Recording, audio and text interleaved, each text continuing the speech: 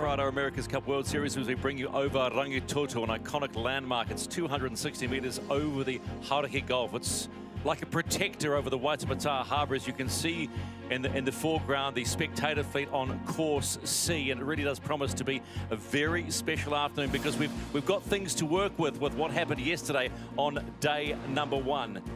Let's go right onto the course straight away. Shirley Robinson, our double Olympic gold medalist. Shirley, same course, opposite wind direction. How different is the setup today? Well, Stephen, it's 180 degrees different. Northerly wind here, and currently it's about 12 knots. So the boats are flying around. But as you say, with the top gate nestled tightly under Auckland's iconic and massive volcanic island, Rangitoto, I promise there's going to be plenty of spice in this racetrack. It's not for the faint-hearted. It's really down to business today, isn't it? Especially for the challengers here. I mean, right now, they all want to know where they sit against each other. And that's where I see the real interest lying today. The Americans and the Italians twice go head-to-head. And let's remember, people, that's Jimmy Spitzel against a certain Dean Barker. And we all know about that battle. And for me today, that's some mouth-watering action to look forward to. Hi, Shirley. We have, yesterday we had really puffy, patchy water breeze. You know, kind of hard to tell a difference between big wind shifts and big gains on wind shifts and actually boat speed. Is it as puffy as we saw yesterday, or should this be a little more of a boat speed contest? It's harder today, especially in that top half of the course. I mean, that's a massive island, 260 meters tall, and the top mark is right under it. It's going to be all on at the top half of this course. Real kind of extreme snakes and ladders. Looking forward to hearing Shirley, who is our eyes on the water here, going around the world wherever you are. Welcome to Auckland, New Zealand, and choppy conditions today, Nathan. How much will that affect these forwarders at all? It's definitely choppy out there, and that's caused by the current that's coming out of Auckland Harbour. It's going against the wind, so for the wind strength of 12 knots out there, it is a bit choppier, but it's pretty small chop still, so probably not going to be a huge factor in terms of their performance. I think the real thing that Shirley touched on earlier is just the wind strength at the top of the course and how the teams handle getting through that gate. On board American Magic, they have been the impressive performer after one day, and I'm not sure whether everybody expected American Magic to be so impressive, Ken. The word on the street has been for a while that they're good, they're happy in the breeze, and maybe not quite as happy as the breeze gets lighter, but today we should have plenty of breeze for this first race. Supposed to get lighter as the afternoon goes, so we might see them have to run the whole gamut of weather conditions.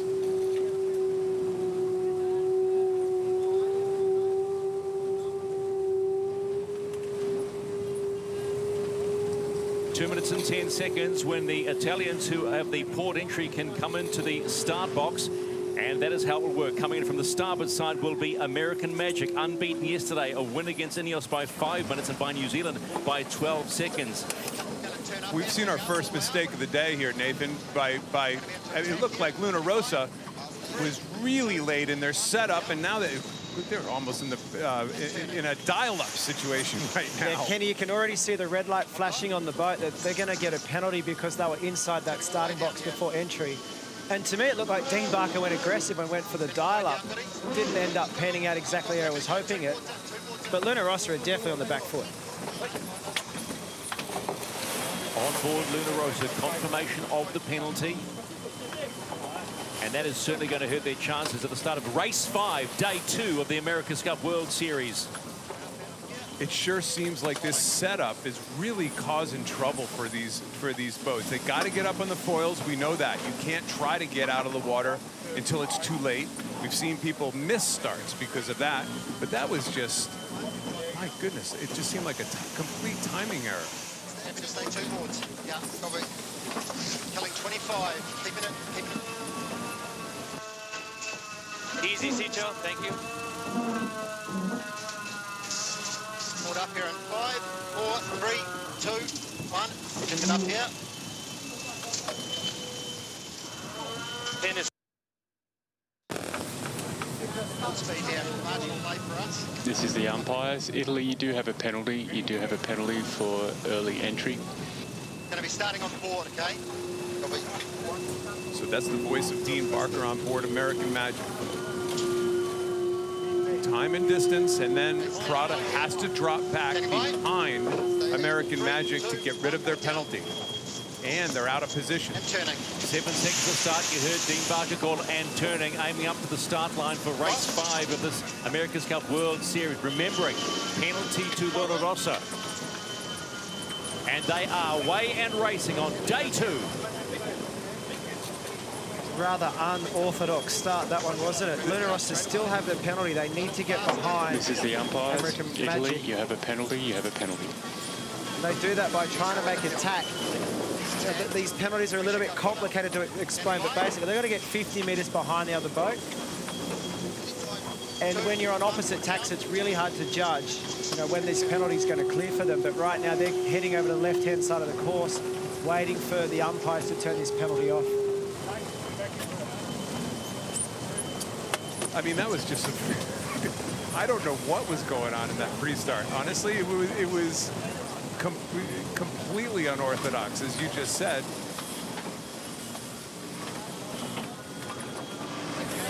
Penalty clear. Penalty clear. There we go. That is the voice of head umpire Richard Slater. And penalty clear means they just dropped a couple boat lengths back behind American Magic by just tacking a couple times, Nathan. So they've clearly talked about that as a strategy of how to clear a penalty. Yeah, well, one of the things with these boats is that if you drop off the foils, the boat slows aggressively and takes a very long time to get going. As we see American Magic having a really bad tack here. Come up. Lots of leeward heel. Windward foil didn't come up quick enough. Reset here. Reset. Just trying to get on the foil. Yep. Moment of holding your breath for American Magic. You heard Dean Barker say, over, and they haven't gone over. But wow, how about that? Didn't see that one coming. Very unstable. Just maybe a timing issue with the boards. It could have been, I mean, literally, could be thousands of things. One of 1,000 things could go wrong. Here comes a replay, and we'll try to pick out what was actually wrong, Nathan. To me, it looks like the windward board's not lifting up here quick enough. Windward board down for too long. Until that comes up, you don't get the riding moment of it coming up. Not only is it an issue, it tips the boat over. It's lifting all the time. You can hear them on board complaining about it. Reset here. Reset. You got it? I just don't get why they weren't easing the main sheet when that was happening too. Like, how hard is it? I'm sure it's not that easy, but I'm just thinking right now, if you're leaning over, you've got to either head up to depower, or you've got to just twist the mainsail to keep the boat under control. And it just gives you an indication of how these boats are being sailed on the edge. How crazy is that? Rossa, Prada, Pirelli, they get a penalty at the start. Suddenly, American Magic almost tipped the boat. And Patriots dead in the water for a moment, but they're back and forth. That's how good these boats are. Mistake, get them up, but how costly. Oh, so costly. You remember the racing yesterday. American Magic didn't put a foot wrong. Nice tacks, clean tacks. You see here now, that's a much better tack, and that's what they're expected to do on it every single time. And an error like that so early in the race is going to be very hard for them to get back into this one. It'll be fascinating to ask whether that was a bug or that was just human error. We just never know right now, because there's so much new to all of us, including the sailors, by the way. It'll be fascinating to ask and maybe see if we get an actual answer to the question. Shirley Robertson on the water. What did you make of that? Stephen, I thought we were going to get our first capsize in slow motion. I mean, how dramatic, as Kenny said, we don't really quite know why. It would be great to speak to them at the end of the race. But just watching coming around the top mark, Rossa taking full advantage of American Magic's mistake. So Rossa, Prada, Pirelli go around the top gate, and they are well in front of American Magic, who must be ruining that moment, that board struggling to get up. When we talk about weights of boards, how heavy are these boards to get up?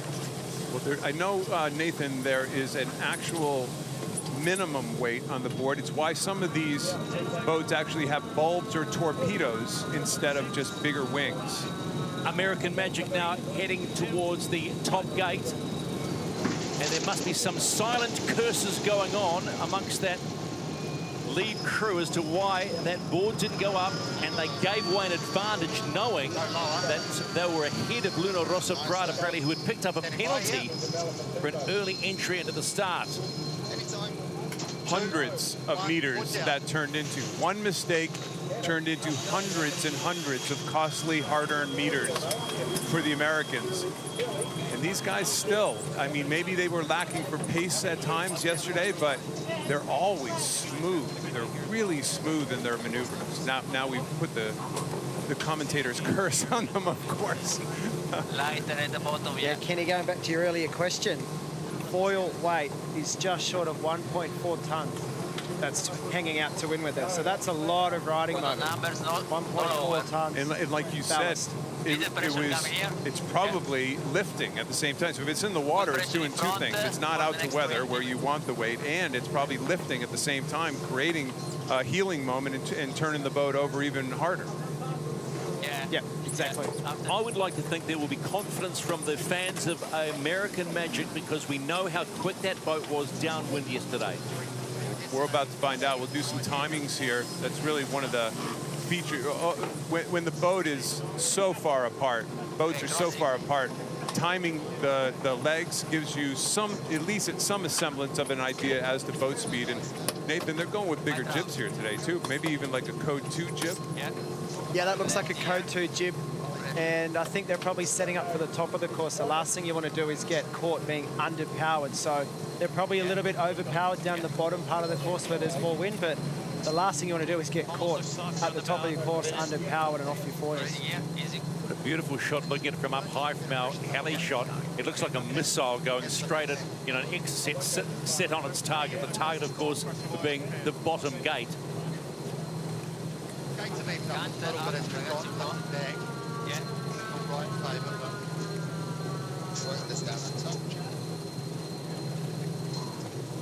You know, one thing we also haven't really commented on yet, Nathan, is the fact that that's an all-Italian boat except for one helmsman, and it kind of sounds to me like Jimmy hasn't had to learn a whole lot of Italian. That they've kind of switched their comms towards English.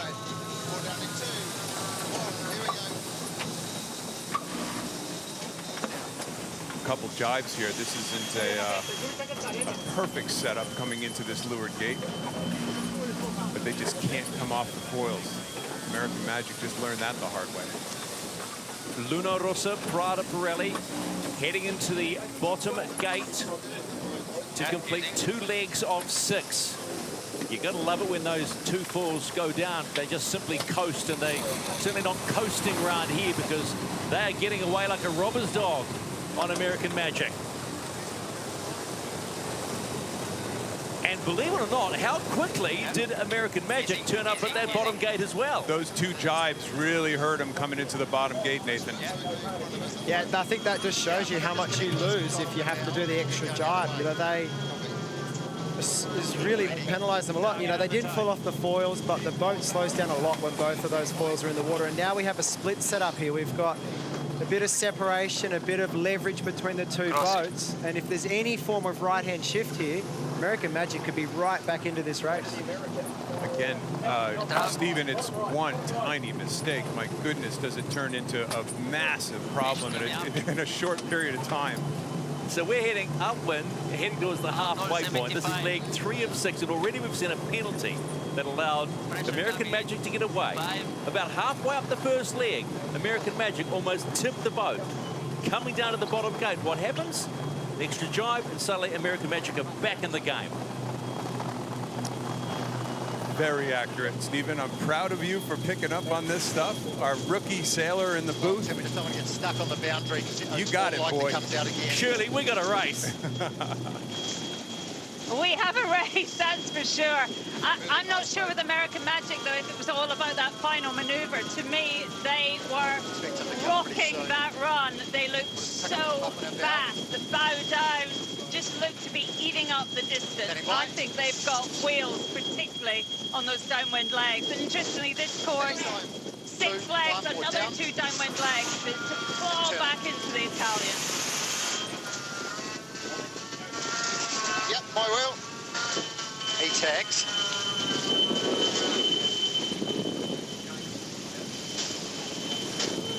Working this up straight away.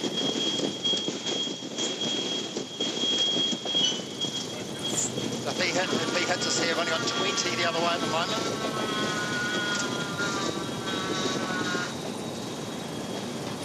You can almost punch through, give us a bit, yeah, no problem with him. Working this up. So that conversation there, Nathan, they were talking through a tactical scenario. If they got tacked on right there, were they going to try to tack twice? They decided they didn't have enough distance to the left-hand gate, to the left-hand side of the course. At some stage, he said, we'll just try to punch through, and then up. No harm, no foul. They continued anyway. But that's the type of conversation between a tactician and a helmsperson that's happening all the time. Yeah, it was great comms off the boat there, and you know, it's exactly what is happening every race. There's a scenario, we go with plan A, if the boat does this, we take plan B.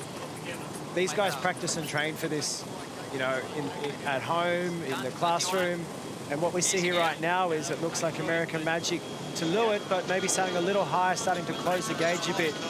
They know there's 3 laps. They've just got to close the gap and try and put a bit more pressure on to draw a mistake on the final lap. How encouraged have you, Dean Barker, to the response of what happened on that opening leg? And now look where you are. And you're only almost approaching the halfway mark. You can hear it in his voice. You know, big gain either way. You know, this is a, you know, we're all human, right? So he would have been very bummed out at that one maneuver. But all of a sudden, when you're back in the race, it's like, okay, we've been given a reprieve. We're back. Yeah, just green on the ley line. Yeah, copy. Okay, standing by, Goody. Anytime. 2, 1, board down. Turning. Yep, my wheel. He's easy cross, but he'll be tacking in front. He goes forward down, keeps the lure. Copy, working it up.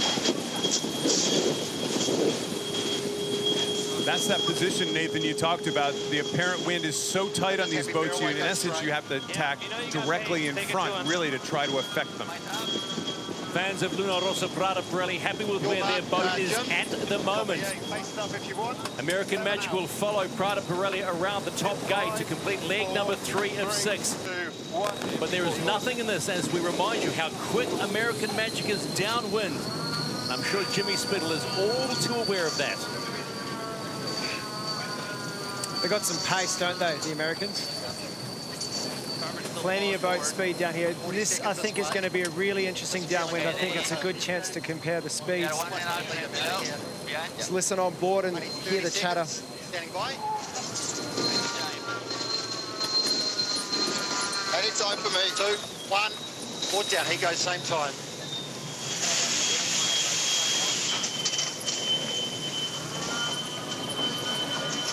Hit it, boys.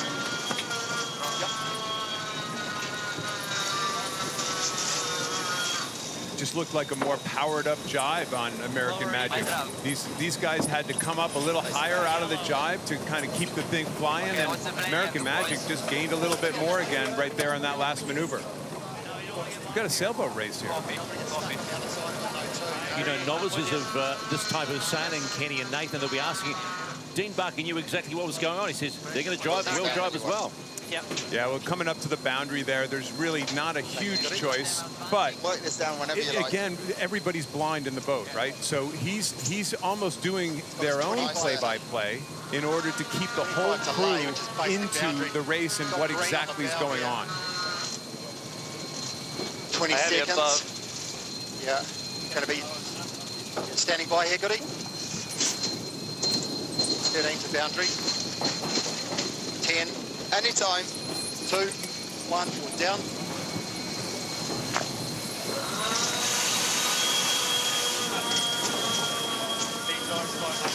So let's go to Shirley Robertson on the water. How quick is American Magic in this race? And can you see the gains? Well, they're slower perhaps on this leg than on the other downwind leg, but yeah, just just inching forward. And I think Kenny hit the nail on the head, really. They just look more powered up. You know, they're rarely kissing the water. They're just keeping the boat high and flying, and seem to be able to do whatever they want with it. They look, if I had to pick a boat to be in right now, it would definitely be the Americans, just slowly drawing them in. Yeah. He made There's a shot right off the back of the mast. And by the way, for all of you Italian fans out there, one of the reasons we're only hearing the voices coming off of American Magic is the comms, the specific comms that are on. 4 different members of the crew on Luna Rossa are down right now. So we are not doing this on purpose. We love hearing the comms coming off these boats. Keep coming up.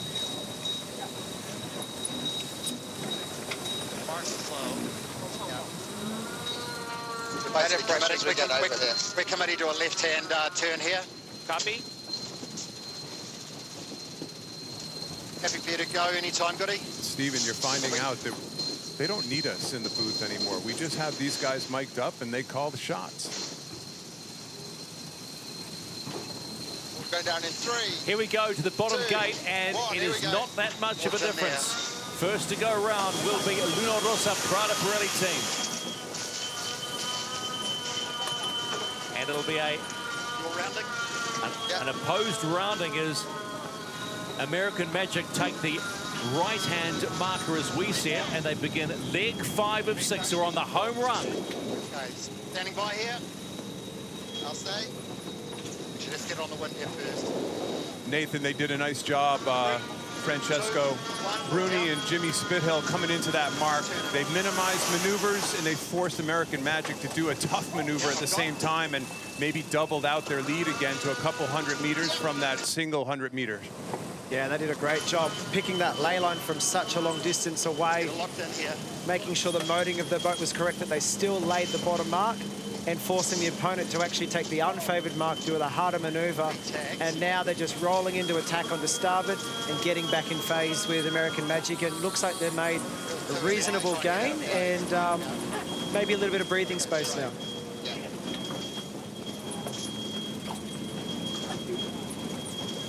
We were talking a lot about American Magic coming back in this race, but on the other hand, you got to give Luna Rossa plenty of credit. They came back, they're pressed. You feel it in your bones, right? There's tension coming in. As the boat getting ground down, you feel the tension, but they kept their composure. He looks pretty, Francesco Bruni looks pretty relaxed right now. So they give them credit for fending off the press and actually starting to extend a little bit again. When you look at Bruni in that shot there, he looks like he's out for a Sunday drive, but we know they're going at least 30+ knots. Shot of the day right there, boys and girls. We've never seen anything like this before, folks, and we're just starting to figure out how to do it, and it's something else. 45 that way. Feels like we should probably take it here pretty soon. Yep. Approaching this top mark for the last time in this race. We're on leg 5 of 6. What's the play, Nathan, when you're American Magic, knowing that you have got some speed downwind? I know I keep harping on about that, but we've seen that in the first day already. Yeah, they've got good speed, I think, downwind and upwind relative to Luna Rossa Prada Pirelli. But they're struggling to get around it. You know, they made that loss by taking a bit too much distance, the extra maneuver at the bottom of the course. Right now, they're talking about where they should tack, trying to get in phase with the wind shifts a little bit more. And they can't pass them by just following them because they're going to keep getting tacked on. Dirty air is going to slow them down. So they've got to find an avenue to go around them. And I think maybe their gains earlier on in that second lap were getting in phase with the shifty conditions out there. They've taken an opportunity to get out of phase. Let's see if they can pick up something on the left-hand side of the course. Rough rock could be an issue for us here. Interesting watching the bow and the front of that boat, Nathan, how it's actually touching the water for the first time. I wonder whether, because that runs pretty flat, American Magic, doesn't it? And that's how choppy it is out there today. Yeah, that chop is definitely, you know, there's a few chop and troughs out there and they're just skimming the hull. Little touchdown every now and then seals the air to the boat perfectly, but if you touch it too hard, it's too much drag. fascinating that Luna Rossa has decided to split here.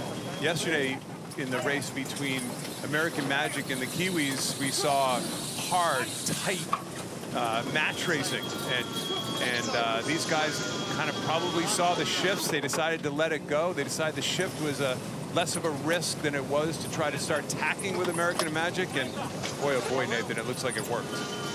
Yeah, looked like big left-hand phase through the middle there. Luna Rossa realized they could make it to the top marks in one more tack, get to the lay line, minimize the maneuver, and big gains for them.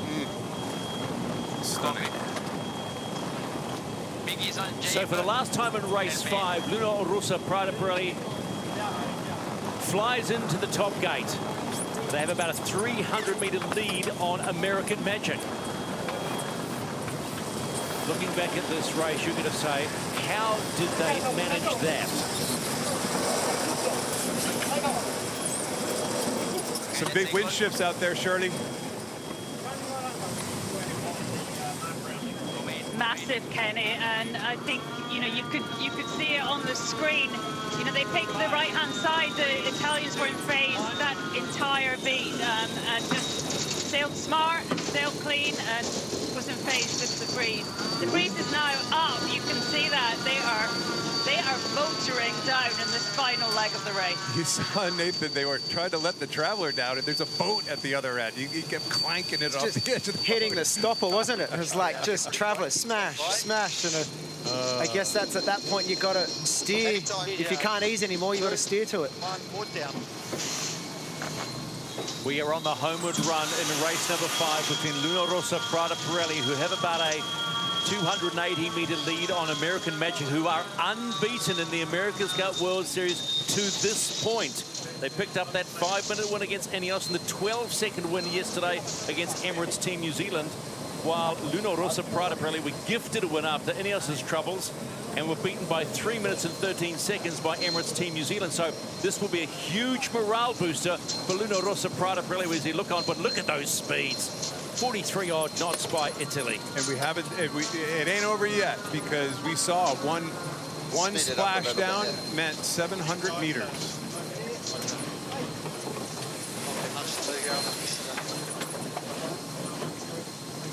But they look smooth. The Prada boat looks smooth through maneuvers. We haven't really seen them make a big maneuver mistake. Even in the race that they lost yesterday, they didn't really make a big maneuver mistake.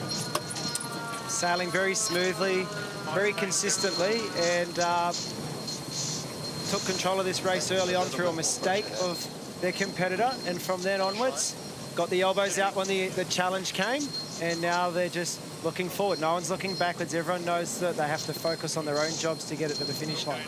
How important in this America's Cup to capitalize quickly on that one mistake? Well, that's sailboat racing in a sense, and you have to capitalize, because you're going to be shredded if you don't. Boat speed's one thing, but tactics and capitalization on other people's mistakes, it's a must. It's a must to be successful in this sport. The two-headed monster is still doing okay, Nathan. That boat's going just fine. Going just fine. And for those of you just joining us, Luna Rossa is the only boat out there that the helmsmen actually don't switch sides. Francesco Bruni drives on port tack, and Jimmy Spithill drives on starboard tack. It's a totally novel approach to how to do this. Nobody switches sides. I would love to have known what those Luna Rossa fans were chanting at the America's Cup Village, but certainly wasn't Bella Bella. Whatever it was, it would be Bella, because here comes Luna Rossa Prada Pirelli to pick up win number 2, and a win for real this time too, against the unbeaten American Magic in race 5. Huge result for them, even if it's just a psychological win, as American Magic coming behind them and cross the finish line. Considering that they almost tipped the boat, that's a hell of a result. Just great commentary from Dean Barker in that race. And again, it shows you how blind, I think, Nathan, the leeward side of the boat is. So I have a feeling that whoever is steering to windward is over-communicating in order to just keep that leeward side of the boat in the game. They don't know. You can't see anything, right? it's the only way to keep not just the people on the leeward side of the boat, but your grinders who are powering the boat, and they need to know how many seconds to the next maneuver because they're shifting gears and changing all the different hydraulic functions on board. So you're basically doing a play-by-play of what you're thinking is going to happen and how the race is going to pan out. Otherwise, the guys up front ask you what happened when the race is over. Did we race? I think they know they raced. There will be happy, smiling faces aboard Luna Rossa Prada Pirelli team, getting what you would consider their first genuine win after being awarded one against INEOS yesterday. Let's confirm the race result. Wow, how about that? Luna Rossa Prada Pirelli beat American Magic by 12 seconds, the same margin that American Magic beat Emirates Team New Zealand yesterday.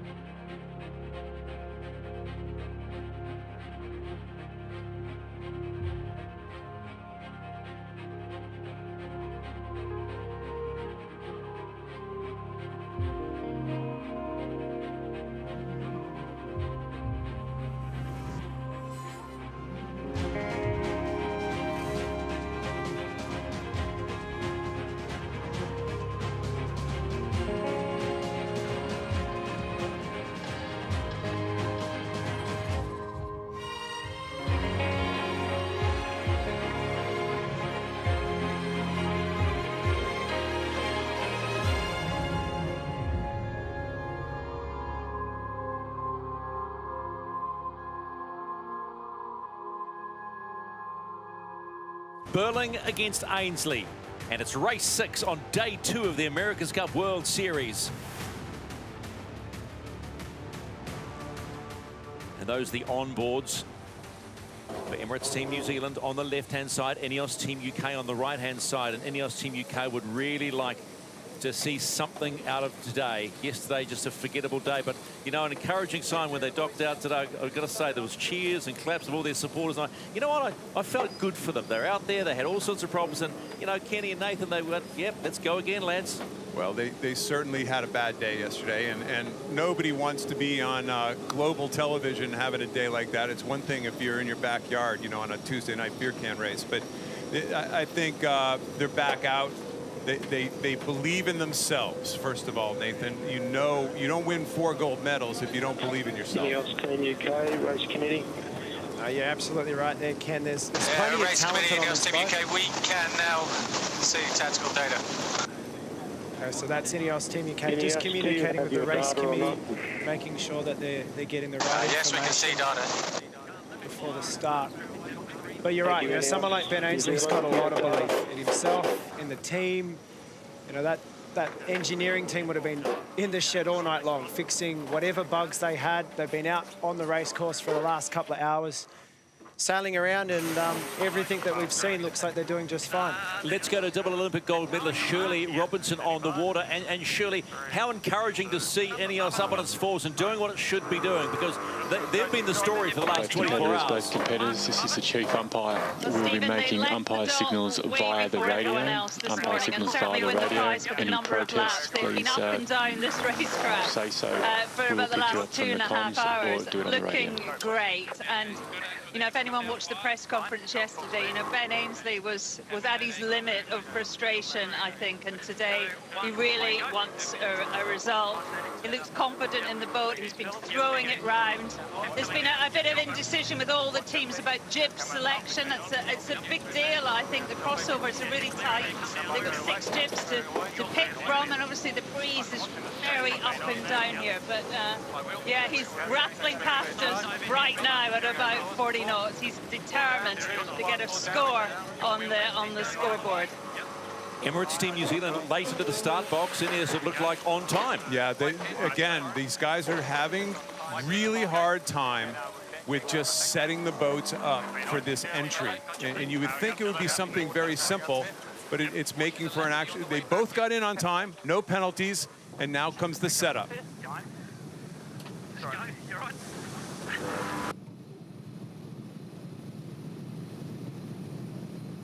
No great comms coming off the boat, but this is the time and distance part.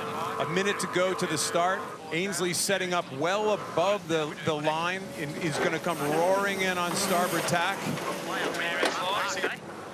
Whereas Emirates Team New Zealand will be more towards a ley line, or maybe even setting themselves up for a port tack start. Looking at the start line, it looks like the left-hand mark, this little red mark on the left-hand side of our screen, I think this is the start line. There you is go, the right favoured there. end. It looks like there's a left-hand wind shift, and Team New Zealand are going to roll into attack and actually approach this line on port. INEOS Team UK have a big decision here to either work out, are they going to try and sail them into Coffin Corner, hold them out, or if they're going to just go on their own time on distance with about 15 seconds to go now. Here comes a port tack start at dip. Could be a dial down at the same time. 80 knot closing speeds.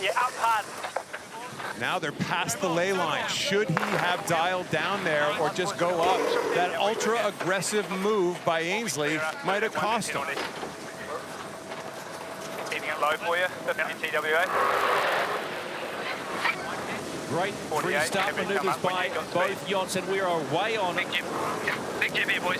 I think Ben Ainsley there was, Ben Ainsley went really aggressive on the dial down there, and I think he kind of blew it. Yeah, Team New Zealand, he let them off the hook. He didn't force them to tackle jibe. He didn't park the start. And now Emirates Team New Zealand slightly ahead to leeward, sailing up to the boundary, going to come out on starboard tack.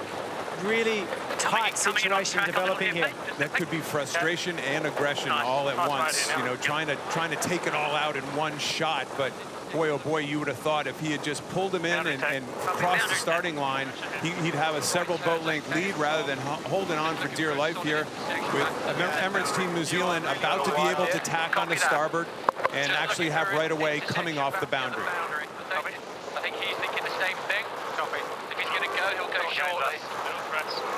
20 seconds. I think it's after green, please. Copy. 18 to boundary, 16, 15, 14. Standing by. 3, 2, 1. Firing. Turning. He's gone below. Heavy press. Good angle. My wheel, my roll.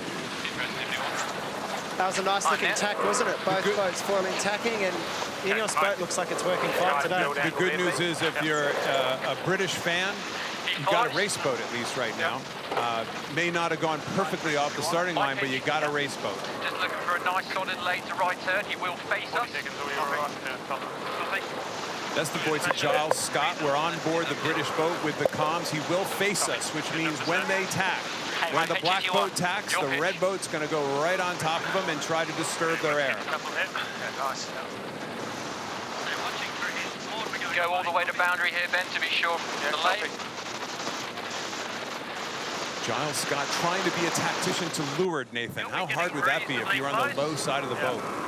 Well, definitely on this tack, it's going to really be difficult to see Emirates Team New Zealand up to windward, but he's probably looking at a little race software.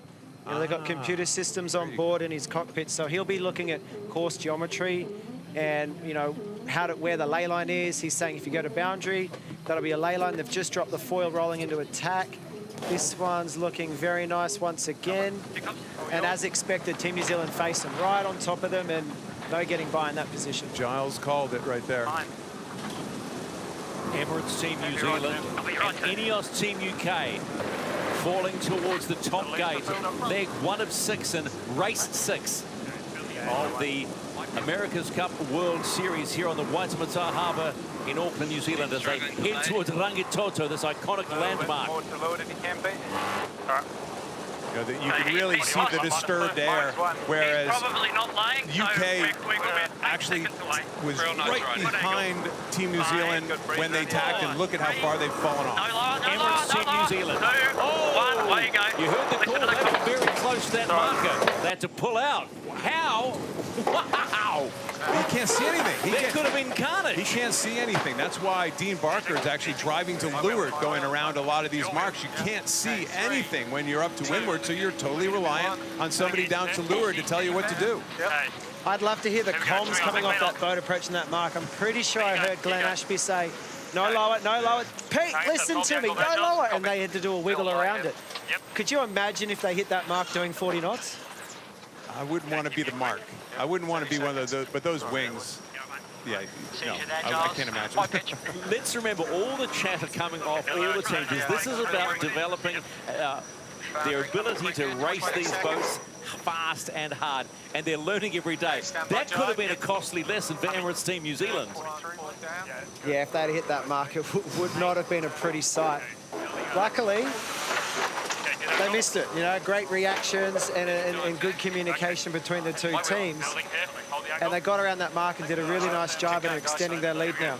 I suppose, too, that Peter Burling is a 49er sailor. He knows how to throw a boat around. 4, 3, Here we go.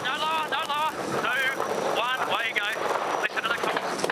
There you go. Listen to my comms. And then Pete says, sorry. No law, 2, 1, away you go. Listen to the Oh, that was close. Listen to my comms. That was the voice of father saying, kid. No law, 2, 1, away you go. Listen to the comms. Sorry. Sorry, Dad. Pop, I know I'm scolded. You're grounded, kid. 30 down the way, so we'll do full fence. Copy.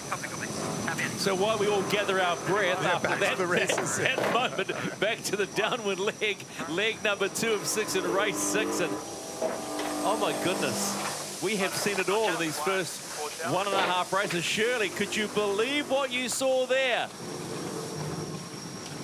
I've been pretty close to those marks, Steve, and you would not want to hit them. They are They are hard. They are solid.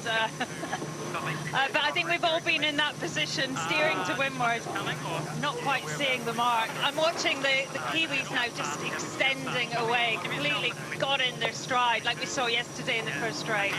When they're free and they're off, they have an extra. They just have an extra bit of pace. Those marks are about 3 meters high, 2.5 meters wide, and they are not to be messed with. I had a look inside one. You could actually have a nice little party in one of those too. It'd be a nice little place to have a They're made of fiberglass, right? They're not soft, so most of us go around marks that are blow-up marks that you can actually boink right into, and these things would do damage, especially to $8 billion fins. There would be no boinking on these marks. As Emirates Team New Zealand head into the bottom gate, that completes 2 legs of 6, and they just take it nice and quietly around that mark. There's no panic on that rounding.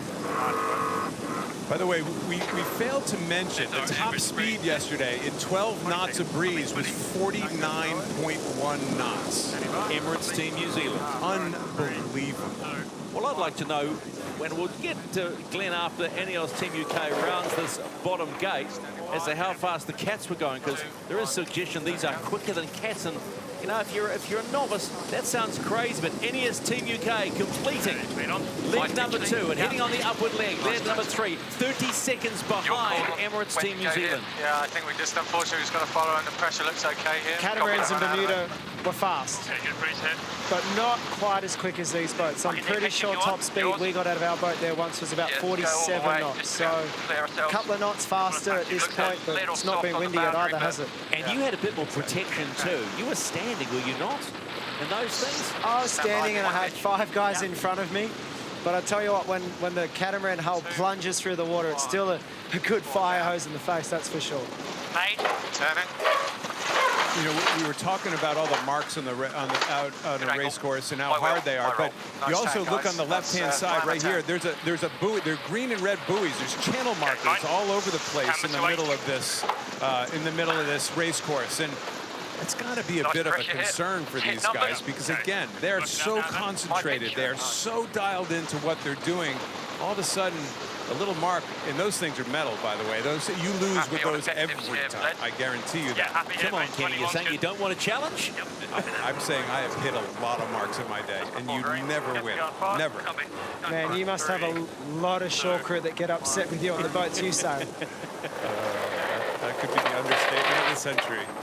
The shore crew, all my buddies in shore crews, please do not send me a text and tell me how much you dislike me over the years. So, despite the awkward rounding at the top gate, Emirates Team New Zealand has recovered nicely, thank you very much. A 30-second margin ahead of INEOS Team UK. Sort of good lefties from this halfway at the mark end of the of course. the second leg. Feels like it's left all the way to the top from here. Yeah, nice.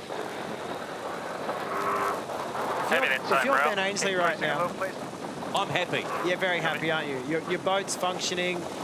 This is really the first time we've seen them do proper racing around a racetrack in the last week. So, you know, to all those guys that spent the entire night in the shed trying to debug the system on board, looks to have done the work. And, you know, all you can think as a sailor is like, man, I'm so glad I've got some intelligent people in my team to fix the boat for me.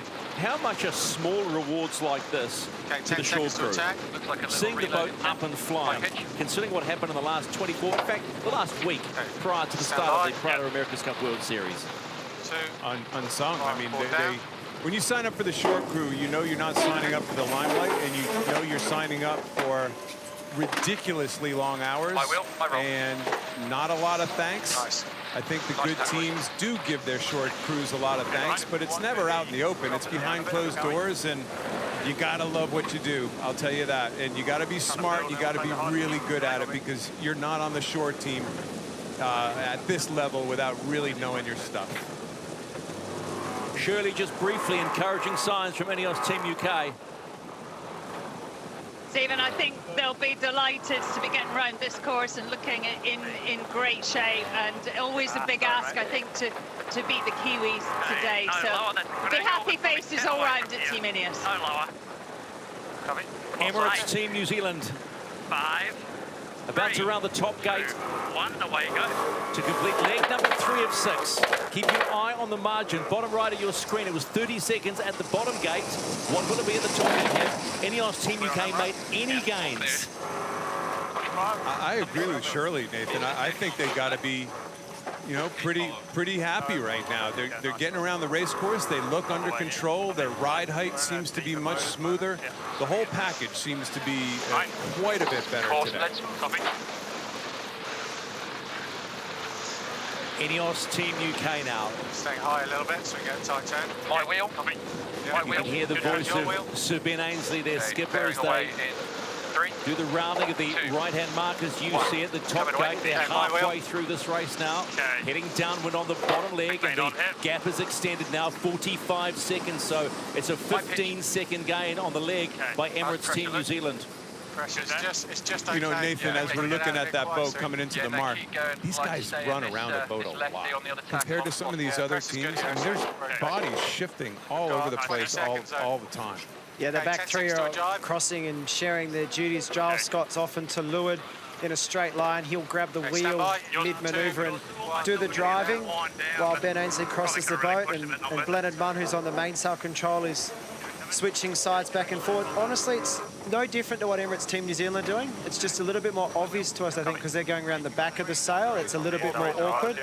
You know, Blair Tuke and Pete Burling on the windward side of the boat. This is Glenn Ashby on camera here. Pete Burling here with the wheel in his hands. Those three guys are doing the switches too. But it just seems a bit smoother than what we're seeing off a lot of the other teams.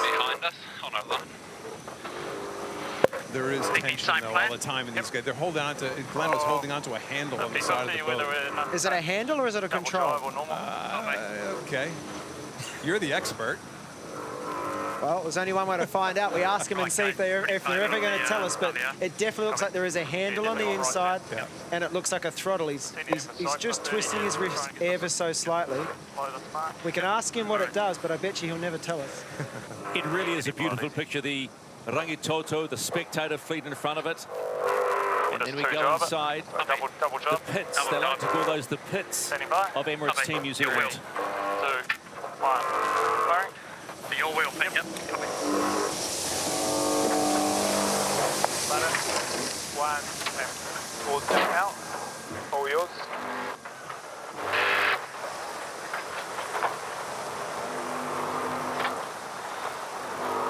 After a yellow blip? Before yellow, I reckon.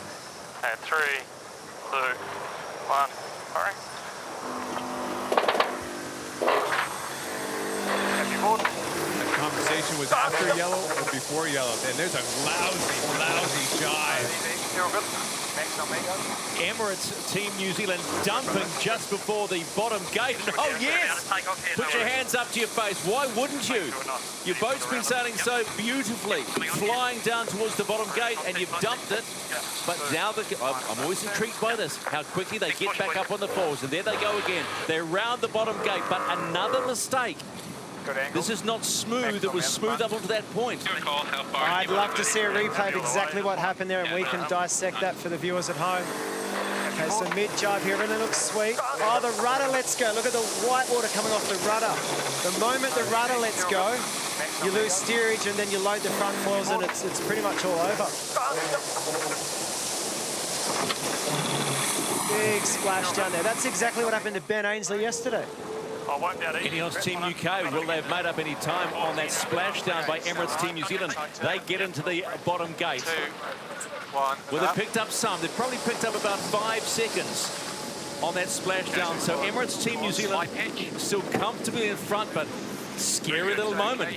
We're getting plenty on day 2 of the Prada America's Cup World Series, my word. Welcome to the beginning of America's Cup trials. It's when it's best to be a commentator, frankly, because mistakes are made. We have something to talk about. Got to say one thing, the pictures we are getting and being able to come back and see exactly what's happening, never seen before. We're taking you to places like this, inside the grinding pits, out to the race village, people sitting comfortably, having a good day out. And man, the sailors are entertaining today. Seeing some errors, aren't we? Not just from Well, actually, we're not seeing any errors today from INEOS Team New Zealand. We're actually seeing the errors coming off Emirates Team New Zealand. Shirley, were you near that jibe at all? What did it look like from on the water? Probably expecting to see another. Pretty spectacular, Nathan.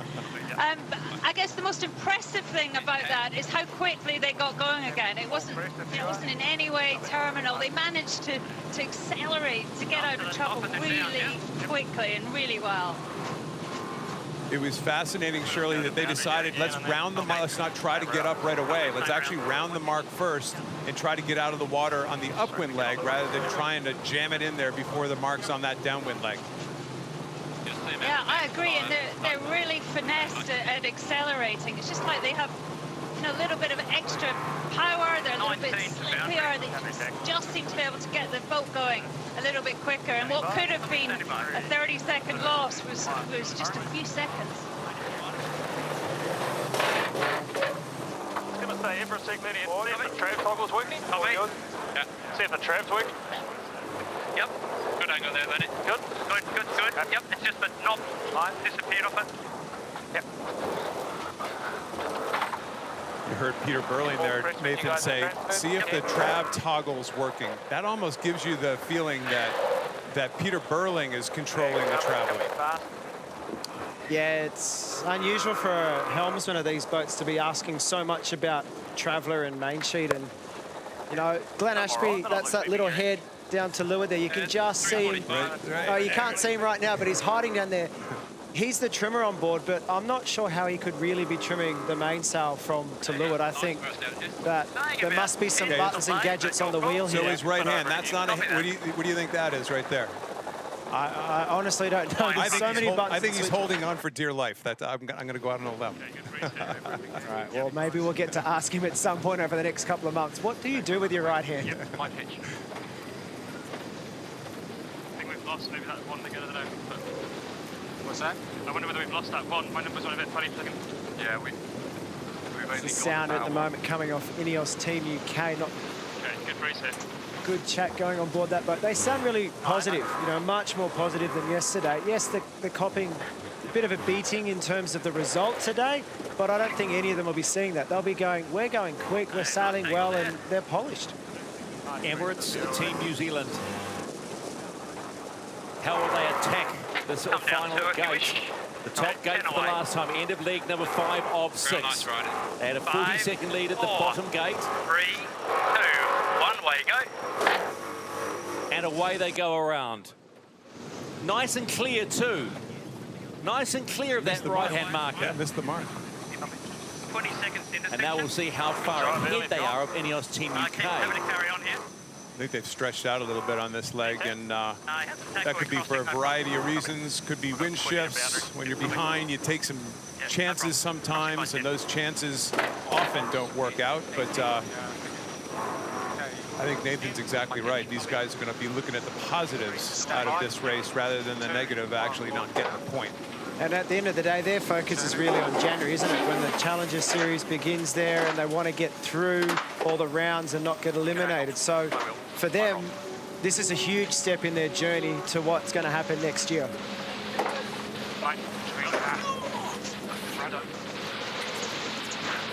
Yours? Yep. INEOS Team UK on course for the top gate for the last time. Okay. Holding high here, Blake. And the gap will have strengthened out. Yes, it's well over a minute now. It was 40 seconds at the bottom gate. It'll now be when the clock stops. At about 1 minute and 15 behind Emirates Team New Zealand. But you're so right, Nathan. It is a huge win. Getting through this 4-day regatta and knowing you've got weeks to get ready for that January 15 start of the Prada Cup. Big gains, huge gains. Yeah, it's a huge win, and now obviously we can see they're not quite as fast as Emirates Team New Zealand. So the next step now that they've got a functioning boat is incremental gains, just small gains. How can we go a little faster? How can we go a little higher? How can we improve our maneuvers a little bit? But man, if you're an INEOS supporter right now, you must be breathing a sigh of relief and going, okay, we've got a boat. We've got something we can work with here. Let's just see how far we can go and how much of a gap we can close. spectator fleet sitting on the boundary, getting one of the best views you could ever get if you love your yachting, being on the water and watching these 75-foot flying monohulls do the job, do the business. And right now, that's Emirates Team New Zealand, a 1 minute and 15-second lead on INEOS Team UK, heading towards the finish in race 6 of 8 in the Prada America's Cup World Series. That's it, right? Yeah. They even lost track of I always wonder how they keep track of how many times they go around. You heard Burling just say, "This is it, right?" It's like, Pretty sure, right? We've been down here twice already. Yeah. Yep. See, they're talking about it. Have we? Is this the right? Is this it? Yes, this is it. The finish of race number 6, and it will be a comfortable win to Emirates Team New Zealand, the defender in this 36th America's Cup.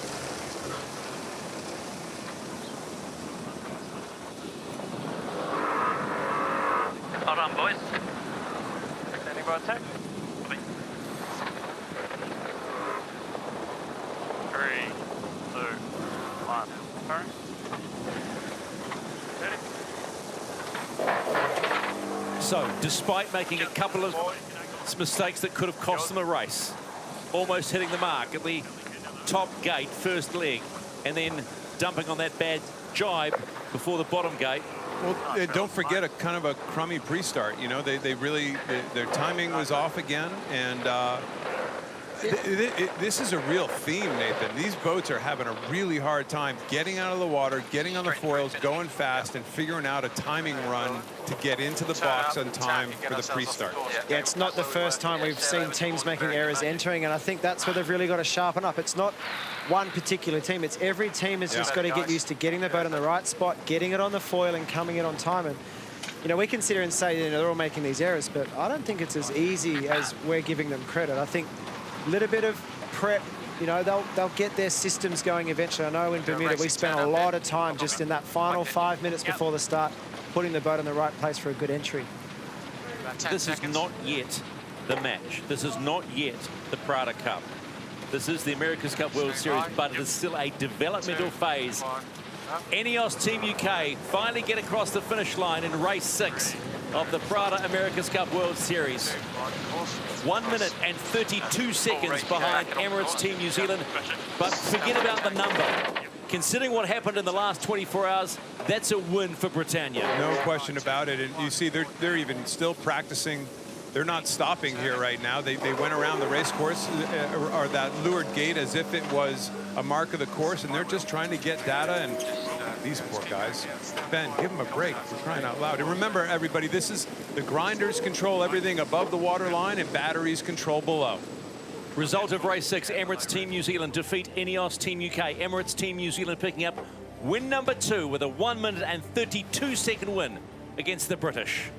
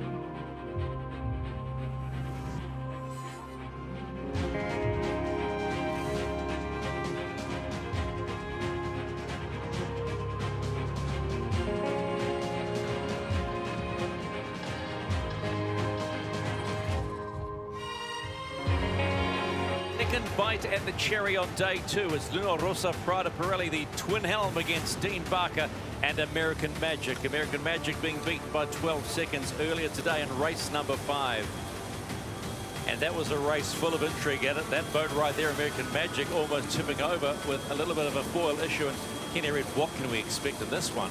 Well, it's a simple analogy is one mistake loses when you have two pretty equal boats. And we saw it exactly that point in the first race. And let's see how it goes in the second race. But it's getting exciting out here, Nathan. Yeah, it's shaping up for another close race. Shirley, down on the water. These two teams have been at it already today. What can we expect from them in this coming race? Nathan, a slightly different race course this time. The breeze has gone left and they've made the course smaller with more laps. So there's 8 legs, way more maneuvers, and we've seen what can happen when you've got a lot of maneuvers to do. Awesome, thank you, Shirley. Fantastic insight from on the water. Well, that's the one thing you want to hear, right? 8 legs, bit of wind, more racing, more drama, and we certainly had plenty of that when you think back to the first race. American Magic almost fell over. Angle's okay. Well, they did actually fall over. Luna Rossa, Prada Pirelli, well, they got a penalty, and port entry for American Magic in race 7 of this America's Cup World Series. They're allowed in at 2 minutes and seconds here. They come in quite nicely, but whoa! Here we go again. Yeah. Here, I was just about to say we might actually have good timing. Prada just came in 3 seconds early to my eye, and we'll have to see what Richard Slater has to say. I can see there in the background a red light flashing on Luna Rossa already, so penalty already to Luna Rossa. Stand by turning up. JK. Copy. This is the umpires. Italy penalty early entry. Second incident, green flag, no penalty. Okay, there you have it. Penalty to Luna Rossa for entering the starting box too early, and currently both boats are now sailing well off to the left-hand side of this course. Vulnerable spot. This is a real match-facing situation right now. If Luna Rossa can stay upwind, they can actually pin American Magic upwind. Accumulator. So they have a penalty, but they're now trying to gain control. You can see them chasing him upwind here. There we go. Good course. Dean's in a bit of a tough spot here. This is all about maneuvering and putting yourself in the right position to be the lured boat, prevent them from jibing. But like you said, you can try to go after him and get a penalty. He's trying to get the offset right now. He's trying to offset his penalty so he can actually win this start. Otherwise, he's just going to have to let Dean sail away here. So plenty of action coming up here, ladies and gentlemen. No protest here. What's the boundary? He might have just done it. Turning here, turning. He might have just done it. Well, he's off the foil, though, so he might have offset the penalty, but if he's not foiling... Turn up better. There you go. Penalty. They offset the penalty. Now can he get back up on the foil? And he's vulnerable at a windward leeward again at a barge at the weather end. Dean's got him here on toast. Take him up here, taking him up. Working it up, working up. Hey! No protest here. Too close. We're racing, right?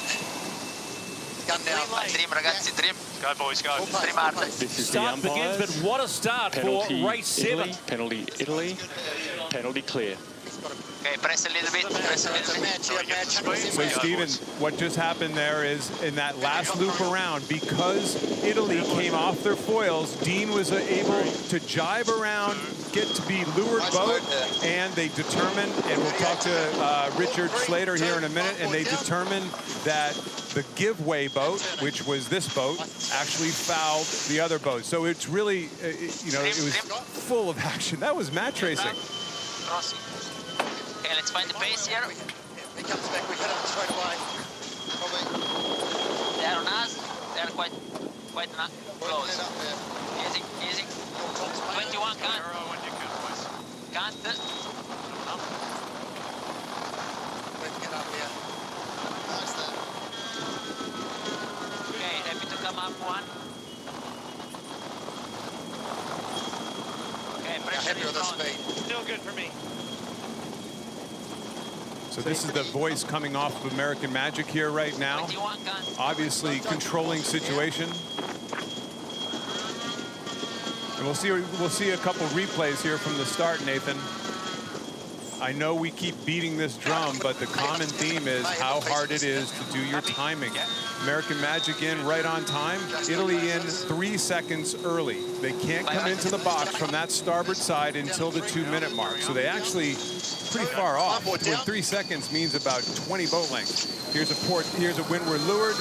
That's to clear the penalty. Sure enough, they give American Magic a foul there, but they come off the foils. Italy comes off the foils, and they get back right at them again. Yeah, and in coming off the foils, they lose complete control. So, you know, it's a fine line between trying to draw the penalty or offset the penalty and still having the boat on the foils. You see how long it takes these boats to get up and going again. And now already up this beat, Luna Rossa are trying to get out of phase. They're trying to find a way back into the race. And American Magic, up until this point, we're keeping tabs on them. Looks like they're extending out further to the left this time, allowing the split. Just briefly, Nathan, you talked about coming out of phase. For those that don't understand what out of phase and in phase is, just quickly what out of phase is. Well, so in phase is when boats are on the same tack. Lead boat, controlling boat behind, always on the same tack. Out of phase is what we see on the screen here right now. One boat on port, one boat on starboard, getting out to the boundaries, really getting a lot of leverage. If you're in front, this is nervous times. You've let them go over to the other side. Maybe there's a wind shift coming. They could lose the lead here already, whereas if you're in phase, really hard to get a pass. In phase two, the one would suspect the one boat is in control, one isn't. Generally, the lead boat is in control, and the boat behind is always trying to just find ways past. And if you let them split, you're just giving them that opportunity. Up to the top gate for the first time. Now remember, this is 8 legs. 8 legs this time around. The first 2 races were 6 legs, but this will be 8 legs, and it's an American Magic. After a rough and tumble start, they will... And a port starboard coming here right now, so they have to turn slowly because Prada is on starboard tack coming back upwind. And away they go.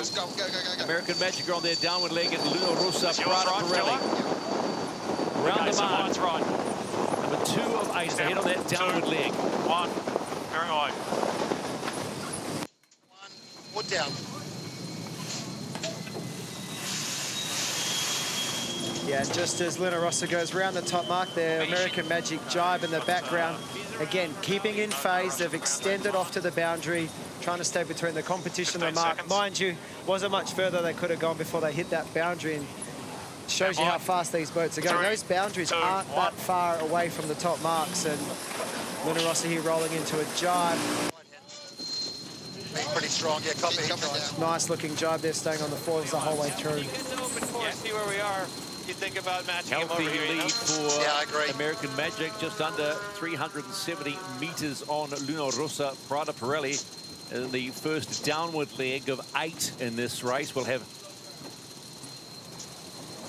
a lot to talk about. Both these teams now on 2 wins apiece. Remember, at the end of all of this, on 3 days, seedings 1 versus 4, 2 versus 3. Who wants to be in the box seat? The other way, but it's sort of increasing all the time. Bias gets bigger. Tell me. Really nice boat here. Nice way for everyone to set up. Down a click. So a lot of the chat on board's about, as they approach the bottom mark, using the software to help them pick the ley lines as they come down here, trying to work out which bottom gate mark is going to be more favoured, and also looking behind at times to see the pressure, which side is better, what side of the course has more breeze. Shirley, can you see a difference in pressure from one side to the other out there? Bias gets bigger again. Okay, standing by here. Well, Nathan, as I said, the breeze went left, so it's coming around the left-hand Rangitoto, and to me it always looks good on that side. We're right beside American Magic, and they just seem to be extending all the time. When they're off and running, they just click faster. They're looking good. Just enough time for a complete spot. Happy here to set up. So it looks like here they'll be approaching the bottom gate.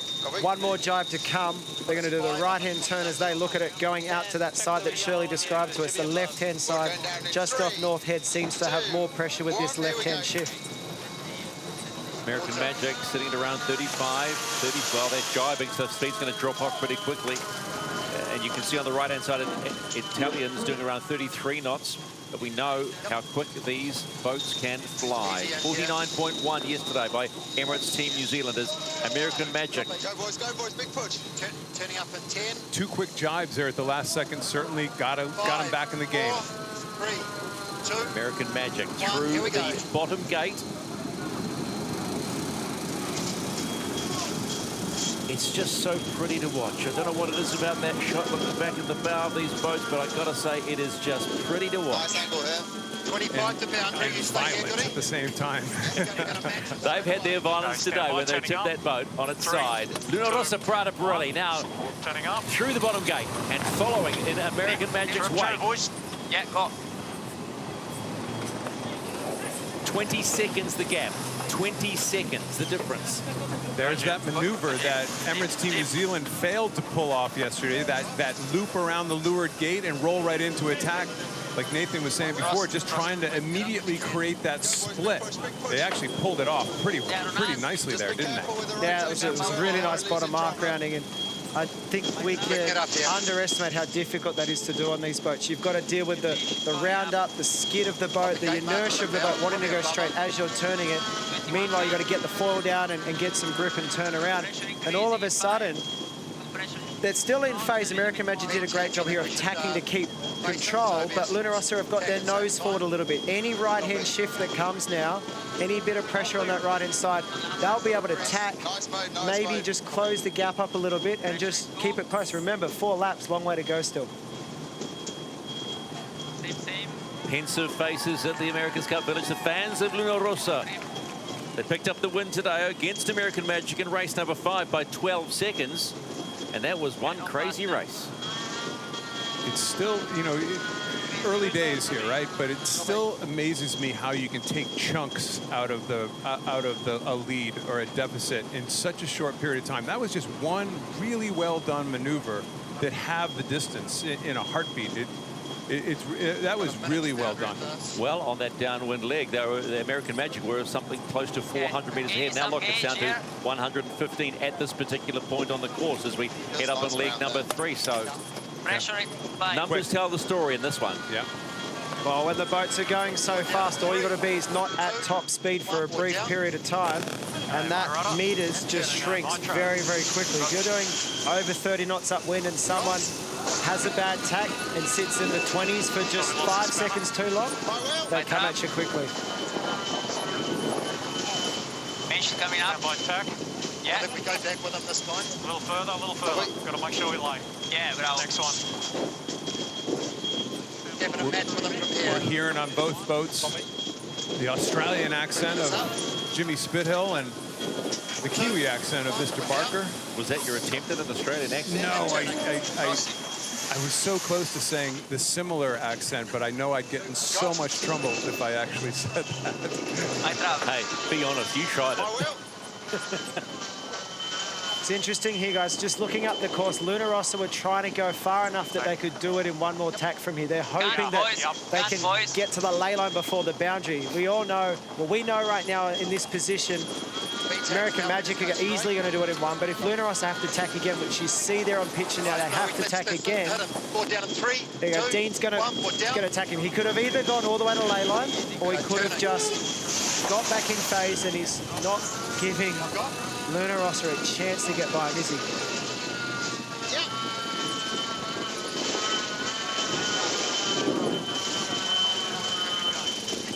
Going to lay this time. So we're seeing a trend here. When Dean Barker gets ahead, he likes to tack on the other guy. He likes to keep it a match race, keep it close and keep it a match race. 2, it's over. 1, point down. Down by 2, 1. I will. It's good for us. Makes it an interesting race. A lot of times it gives you a heart attack as a fan. Both boats approaching the top gate at the end of leg number 3, and it will be American Magic rounding first. And trailing them will be Rossa, Prada, Pirelli. Keep your eye on the bottom right of your screen. Let's see what the difference was. It was 20 seconds at the last mark. Have they cut into that lead? Now. Clear. Go, go, yes, go. they have. Rossa, Prada, Pirelli with that twin helping of Francesco Bruni and Jimmy Spittle have cut it in half. To me, it looked like that gain came early on in the beat. You know, that really nice bottom mark rounding, and then not much really happened up the beat. Both boats in phase the whole way. Luna Rossa happy to keep it close, knowing they're making small gains. Dean Barker really trying to keep control of this race. It's a boat speed race right now, this whole downwind. Any matches?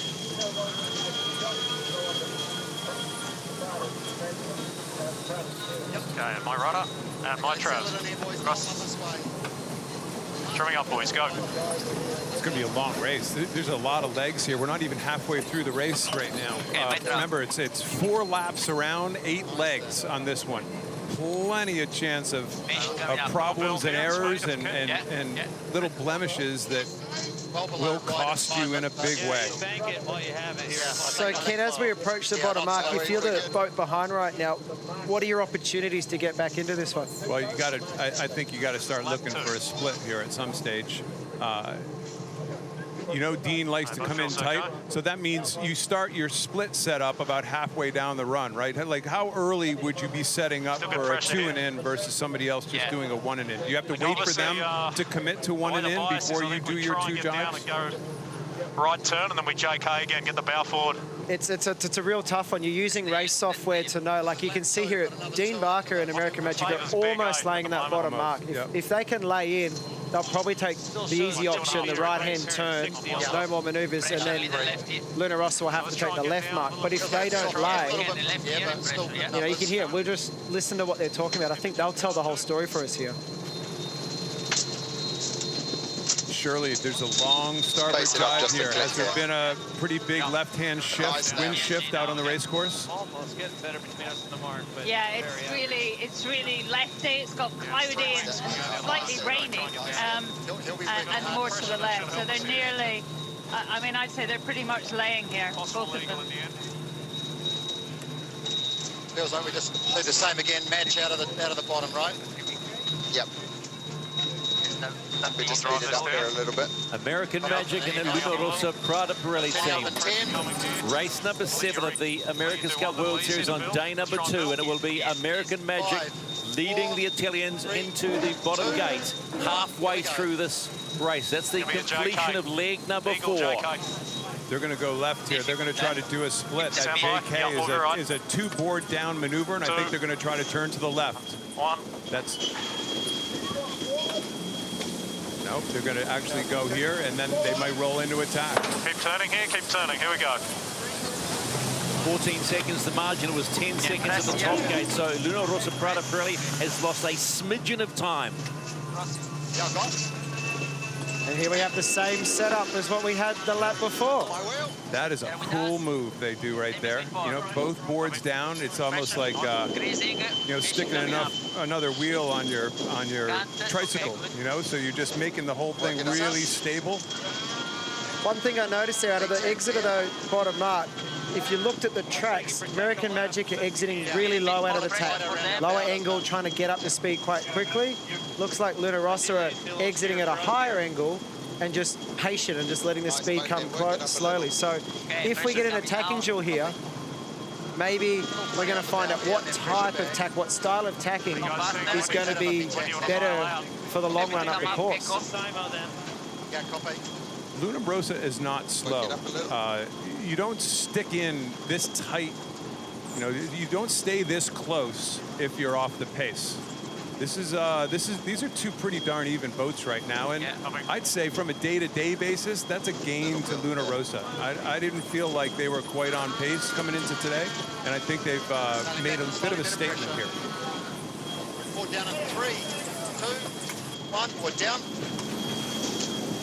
And turning.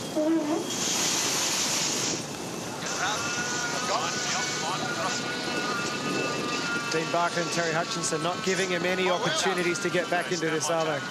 Terry thinks he's sailing his TP52 out there right now, just whacking on the poor guy. Hey, if it works, just keep doing it. He's made a career out of it working, so we'll give it to him. They love keeping it close, though, don't they? From a from a tactical standpoint. There he goes. He's going right back again. Right up. Pressure coming. Anytime. Easy here. Gun. Good. Happy everybody? Yep, anytime. 2, 1, we're down. And turn it. Yep, my wheel. This is as big a split as Luna Rossa might see for a while, because it's almost like they had a little bit of a conversation. In that brief conversation, it's amazing how far apart the boats can actually get. Probably ran an extra 300 meters, didn't they? And just in that, are you ready, Goody? Yep, no, I'm ready. Okay, now we'll tack. That's 150 meters in the space of 10 seconds. Amazing. Nice hit. Okay, my runner and my Trav. Crossing. Crossing by 4 or 5. Little gain to him then, maybe. Maybe. Whether we hit him here or go to left gate lay. He's got big right lay. For everybody at home, you non-sailors, when Dean Barker says, do we hit him here? This is not physical. This is taking the wind of the other boat. Standing by. The gap has certainly come down from the 115 it was. Down under 100 meters now. And American Magic. It's an unusual spot to tack. He didn't hit him. He didn't go right in front. He went past, and now he's to windward it on starboard. But when Luna Rossa come back, I reckon they're going to be touch and go out of this one. This is going to be a really close exit of these two tacks. So real tactical battle on leg 5 as they both head towards that Right gate us. top gate. My wheel. And I wonder if that tacker is going to give Luna Rossa Prada Pirelli to slice that gap even more. Leg number 5 of 8, top gate. But it's still American Magic weaving their magic on the Waitemata Harbour this afternoon against Luna Rossa Prada Pirelli. And that gap sliced. 5 seconds. There's 14 at the bottom, now it's 5. Upwind each time, there's been gains to the Luna Rossa boat. Downwind each time, there's been gains to American Magic. That is becoming a reasonably common theme, that speed downwind of the Americans. Shirley on the water, can you see much in the weather patterns changing? We see Luna Rossa here splitting the course, jibing much early. Do you think there's any chance they'll lay the bottom mark from there? Oh, possibly. I could do with a computer, Nathan, to tell you that, but it's very long on this drive. Just taking up what Kenny was saying. I mean, I feel with Prada, they tack really well. There's not people crossing the boat, and the more maneuvers, the more tack. That move they called JK that they did right at the bottom gate. They executed that so well, and I just wonder if that's one of the massive positives with having 2 helmsmen, that, you know, you're not waiting for people to cross over and to get going again. And to me, they look really smooth in their upwind maneuvers, especially. Yeah, so it's going to be tilting right at the moment. And that's why still okay pressure up here, right? That's a really smart call too. When you think about if you make one mistake, as Langford was saying, as they're approaching that top gate, about, you know, losing 150 meters on breathing, talking, okay, I'm going to go across, whereas both Jimmy Spittle and Francesco Bruna going, okay, we know what to do, just steer it and keep going, and away we go. And Luna Rossa Prada Pirelli fans have plenty at the viaduct America's Cup Village, which is a great place to be watching this, but you got the best view in the house where you are right now. Look at the rear of Luna Rossa Prada Pirelli. I know I'm supposed to go to the stern, but you know, it's a rear as well, man. Careful, careful. Hey, it's happening again, downwind. I don't know if American Magic has lost any ground in any of the downwind legs since we started this event. Common theme, isn't it? Yeah. One boat looks quicker upwind, one boat looks quicker downwind. Prada mark. It's not much in it, but man, if American Magic can lay in here and not have to do another jibe, that's going to be 1 jibe versus 3 on this run, and that's definitely going to be a big game. And forcing the other, and they're going to be able to attack earlier and maybe stay a little bit more in phase at this bottom mark at the same time. Definitely softer here. American Magic had a 14-second lead at that top gate. They're now heading towards the bottom gate. Probably turning up at 5. 4, 3, 2, 1. Here we go.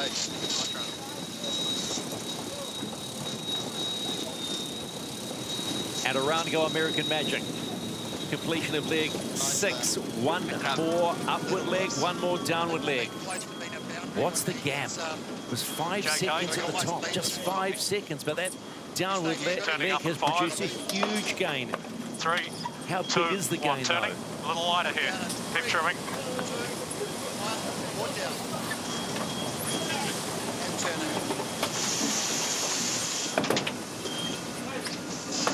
Vai ragazzi, dai, trim, big trim boys. Yeah, mine. Man, it's close to almost being a disaster. Every one of the, here we go, same setup. This is 3 legs in a row. Okay, my trap. Are you sure we're just not on rewind here? Is it, I mean, just the same setup for all 3 of these lured gates. Business where you say it, but if it ain't broken, don't fix it. Well, Prada's getting close at the top, but they better have one more trick up their sleeves or they ain't getting by, I'll tell you that. Well, based on the fact that we believe that the American Magic boat is faster downwind, Rossa don't just need to get close. They need to get past them up here and then go elbows out on the downwind to stop them getting by. But, you know, those extra 2 jibes they did on that last downwind definitely, you know, they're now 220 metres behind. Last upwind, they were 140.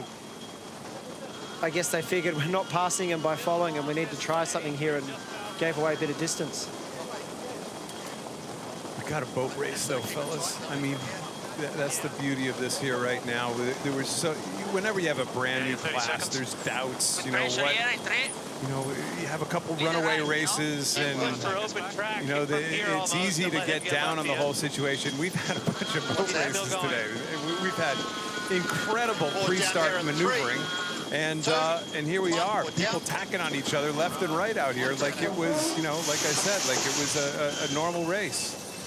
Well, for those doubters that didn't think these AC 75-40 monohulls were yachts and they were more, you know, airplanes, we're seeing why they are yachts, and we're seeing good old school racing, as you like to call them.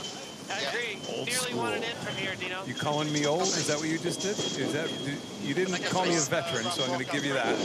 I said old school racing. You talking about good old match racing? I'm just going good old school match racing. You're on. 3, 2, 1. Lead 215 meters USA. American Magic over Rossa, Prada Pirelli. The tactics continue on this final upwind leg towards the top gate. The first race we've had with 8 legs involved. Just means more racing for you to watch and enjoy and soak up and get every angle possible that we provide for you. That angle really shows the difference in the hull shapes, doesn't it? The different design approaches they've taken to these boats, and how American Magic look really narrow in the transom, and Rossa look probably more like a typical regular boat.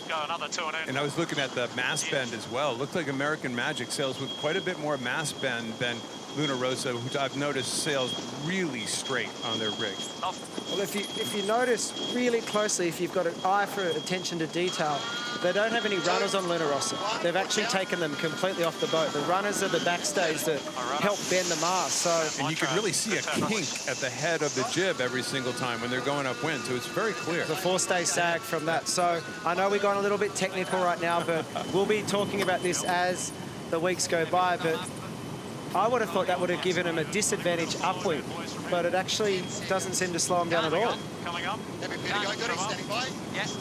Good there, good there. Anytime. 3, 2, 1. Put down. Turning.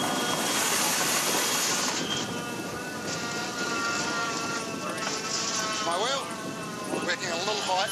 Yeah, got it. American Magic about to go through the top gate for the last time in this 8-leg race. This is the completion of leg number 7. Got to say, when I heard Dean Barker say ball down, I thought he said foot down. A little Kiwi, is it? Put your foot down. Lighter here. Seems righty all the time. And let's see what the advantage is. It's been as low as 5 seconds, but it's blown out somewhat to that. It was 5 seconds the last time they rounded this mark, and it's 16 seconds.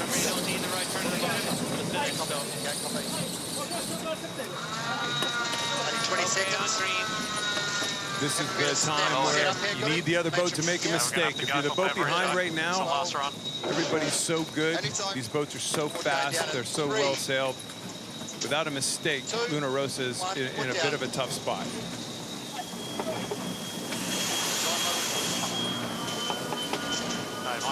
These guys must be tired crossing back and forth all the time. One this way, please. Just to the finish. I think the grinders are probably more tired than the guys just having a walk around the back of that boom. I guess I'm talking like a helmsman, feeling sorry for myself. Not as good, hey?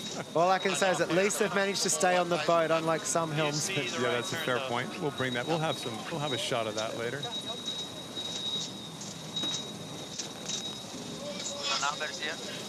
Boat speed numbers there look pretty much identical. Never slow a target. Not a whole lot in it right now, but the VMG, which is always a difficult one to spy, I think the Americans seem to be able to go the same speed, but able to go slightly lower angles, which means they end up just doing less distance, and that's where I think they're making these gains downwind. Look at the kink in the head stay here, right? We were talking about there. There's a kink right at the top of that jib, and that's because there's no running backstays on that boat. There's no backstays here holding the mast up, so you get that real kink. And I've been noticing that kink all along. It's really interesting that they're willing to sail like that with kind of lack of control over the head stay tension. Copy. Maybe just going straight. Right end will be better to finish at. Roger. And you see it. I don't know. Immediate. Marginal. Peter, will you get us down? Yep. Easy, Eagle. American Magic on the final leg. That length, or should I say that lead, has extended up to 300 odd meters on Luna Rossa. Prada Pirelli, they can see the finish line in sight. And this is a nice comeback after their 12-second loss in race 5 earlier today to Luna Rossa Prada Pirelli. Considering what happened in that race, 12 seconds was, you know, you're going to lose 12 seconds, not bad. You've almost tipped your boat over. Different story this time, though, in race number 7. And Luna Rossa are going to be beaten. Yes, it's another good day for American Magic. The spoils are split. And it's one apiece on day 2 of the America's Cup World Series here on the Waitemata Harbour in Auckland, New Zealand. The embarker will be one very satisfied helmsman. One good shower before you're done. Luna Rossa, Prada Pirelli crossing the finish line. And the gap, 30 seconds. They got it down as low as 5, but in the end, it's a 30-second win to the New York Yacht Club's American Magic in race 7 of the Prada America's Cup World Series.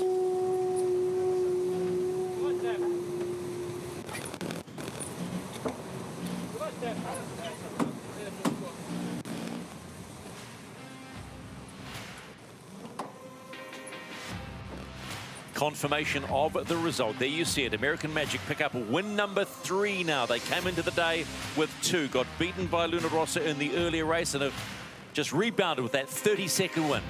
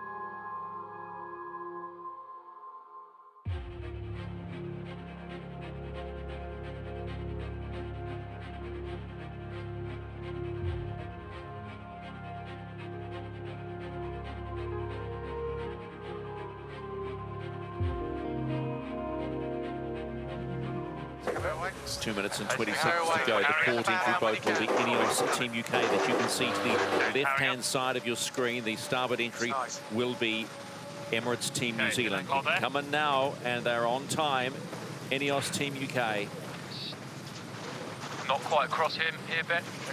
Couple boats actually kind of on time here, but it looks like a real big left wind shift, which means it's hard for INEOS to actually get down into the box dangerously close to the starboard tacker Emirates Team New Zealand, but they get themselves across. What's the exit, Ben? 2, 1, board down. So Ken, what that's going to mean is this leeward end of the line, the left-hand mark as you look up screen is going to be the favoured end of the start line. That's going to have you closer to the start. And already we're seeing a very quick manoeuvre from INEOS Team UK. They are already trying to get over to this side, but risky positioning because you're giving away starboard advantage. If you get out this way too far, they could be controlled by Emirates Team New Zealand. I'm surprised at that maneuver. Maybe it's because the boundary is so tight in that upper right-hand corner, as we were just looking at the screen, that they decided they had to get themselves back in the box here a little bit. My roll, your wheel, man, your pitch. 1 minute to start. Okay, mine. Powering up. Come up. Fascinating that the boats are this interactive. They're absolutely going at each other, and you know, it's really, you know, when you guys were doing the catamarans, you kind of set up in the last 30 seconds or so, there would be kind of the push, hook, no hook. Yeah, but this is real maneuvering. But the big difference is the starting box here is so much smaller than what we had in Bermuda. They don't have as much space to operate in. Bad jibe there from Emirates Team New Zealand. They're a sitting duck right now. If Ben can get the pace on it and attack him, could be a good lead here for INEOS Team UK off this start. Neither boat can cross the starting line on starboard tack right now. That's how big this left-hand shift is, and Emirates Team New Zealand are parked. Trouble for Emirates Team New Zealand at the start of race number 8, and it's all for INEOS Team UK as the countdown goes. 4 seconds to go, and they are in the box seat. INEOS Team UK with their best start of the regatta so far, and they are away. Emirates Team New Zealand getting up on the falls, are they? Keep watching. Mine. Coming up here. Yeah, master's hat. There's a feather in the cap of INEOS Team UK, outmaneuvering the Kiwis. We haven't said that very often. And you notice, for those of you back at home, why didn't they just head up and go over the starting line? Because there's such a big wind shift to the left, to this side of the course, that they couldn't even get across the line. So that's why both boats ended up starting on port tack. Give me a bit more out of the text, boys. Yeah, we're just not trimmed up, mate. Yeah, no. Right. Let's go down to Shirley. Shirley, what a pre-start. -1 to 0 feet. That's what we're talking about. When they first introduced these designs, no one thought they would even sail. What we've seen today is incredible, isn't it? Really full-on match racing maneuvers. And, you know, Ben Aisley, ex-world champion in match racing, he just read the course, he'd realised what he had to do, and boy, he did well to position right at the right place, and so good to see. He just absolutely taught Peter Burling a lesson there in how to manage a pre-start. He knows he might not be the fastest boat today, so right now, that's all he can do is win those starts, get away, and see how long he can keep Emirates Team New Zealand behind. Well, he told us in the interview, didn't he? We think we're a little off the pace right now at this stage in our development, and really it's one of the only bullets we got in the gun right now. Let's go after him in the pre-start and see what we can do. And he mucked it up, and sure enough, it worked. He fits the America's Cup mantra of being a fighter, doesn't he? Ben Aisley, the fighter. Today he is showing there is fight in his dog. And Britannia are flying away at the moment. A 348-metre lead on Emirates Team New Zealand. Just a note too, this will be 6 legs, not 8. It's 6 legs. We're on the upwind leg at the moment. 1 of 6, and it's Emirates Team New Zealand are doing the chasing. We're going to get a good indication too. We always talk about how quick this boat is. We get a good indication today how quick Te Rehotai really is. I think, Stephen, what we're also going to learn is how much of an advantage it is to be in front. You know, if Ben Ainsley's out in front, he's got fresh air, there's no pressure on him right now. They're just going to get round this track and go as quick as they can, and it's going to be a boat speed race, at least for the first lap. We'll be keeping everyone updated on the timings at the marks to see how much Team New Zealand can come into them. But man, I was still getting over that pre-start action. That was fantastic. Shirley Robinson, Ben Ainsley will be relishing this right now. He's a fighter, isn't he? Oh, yeah. We've seen it so often. I mean, I went to the press conference last night, Stephen, and looked in his eyes, and I've seen that before. You know, when he's on the back foot, when he's frustrated, he often finds a real extra gear. He goes into kind of street fighting mode, and we've seen that in that race. What a phenomenal, great execution. Read it really well. And let's see what happens now. You know, you're almost tempted to sort of rework a phrase, you know, but 24 hours is a long time in America's Cup racing at the moment, isn't it? Considering what we saw yesterday with INEOS Team K and what we're witnessing right now. Well, that's exactly correct. That's we've been hinting at it, but this is finally proof that a day is just a huge amount of time. In a development class like this, that so much can be done. There's so much data. There's so much information and great coaching. And again, we've mentioned it before, but hats off to their shore team, who for sure pulled an all-nighter just to make this boat saleable and get it out on the race course today. INEOS Team UK, they would be the first to hit the top gate at leg 1 of 6 of this 8th race of the America's Cup World Series. We're on day 2. Can INEOS Team UK bag their first win? That will be the question. But you've got to say, it looks like Emirates Team New Zealand are closing fast. But it's INEOS Team UK rounding the mark first and heading down wind on the second leg of 6 in this 8th race. Okay, powering up. Okay, hold that, John. Thoughts on the run? And in comes Emirates Team New Zealand. Steady pressure, not too windy. Poor pre-start has cost them. And they are 12 seconds behind. But in these boats and the way they go, that's doable. Yeah, that's actually quite a big comeback. We were concentrating on the Brits and not really paying much attention to Emirates Team New Zealand as they came roaring up from behind. So listen, Ben called it early. He knows that they have a little speed deficit today.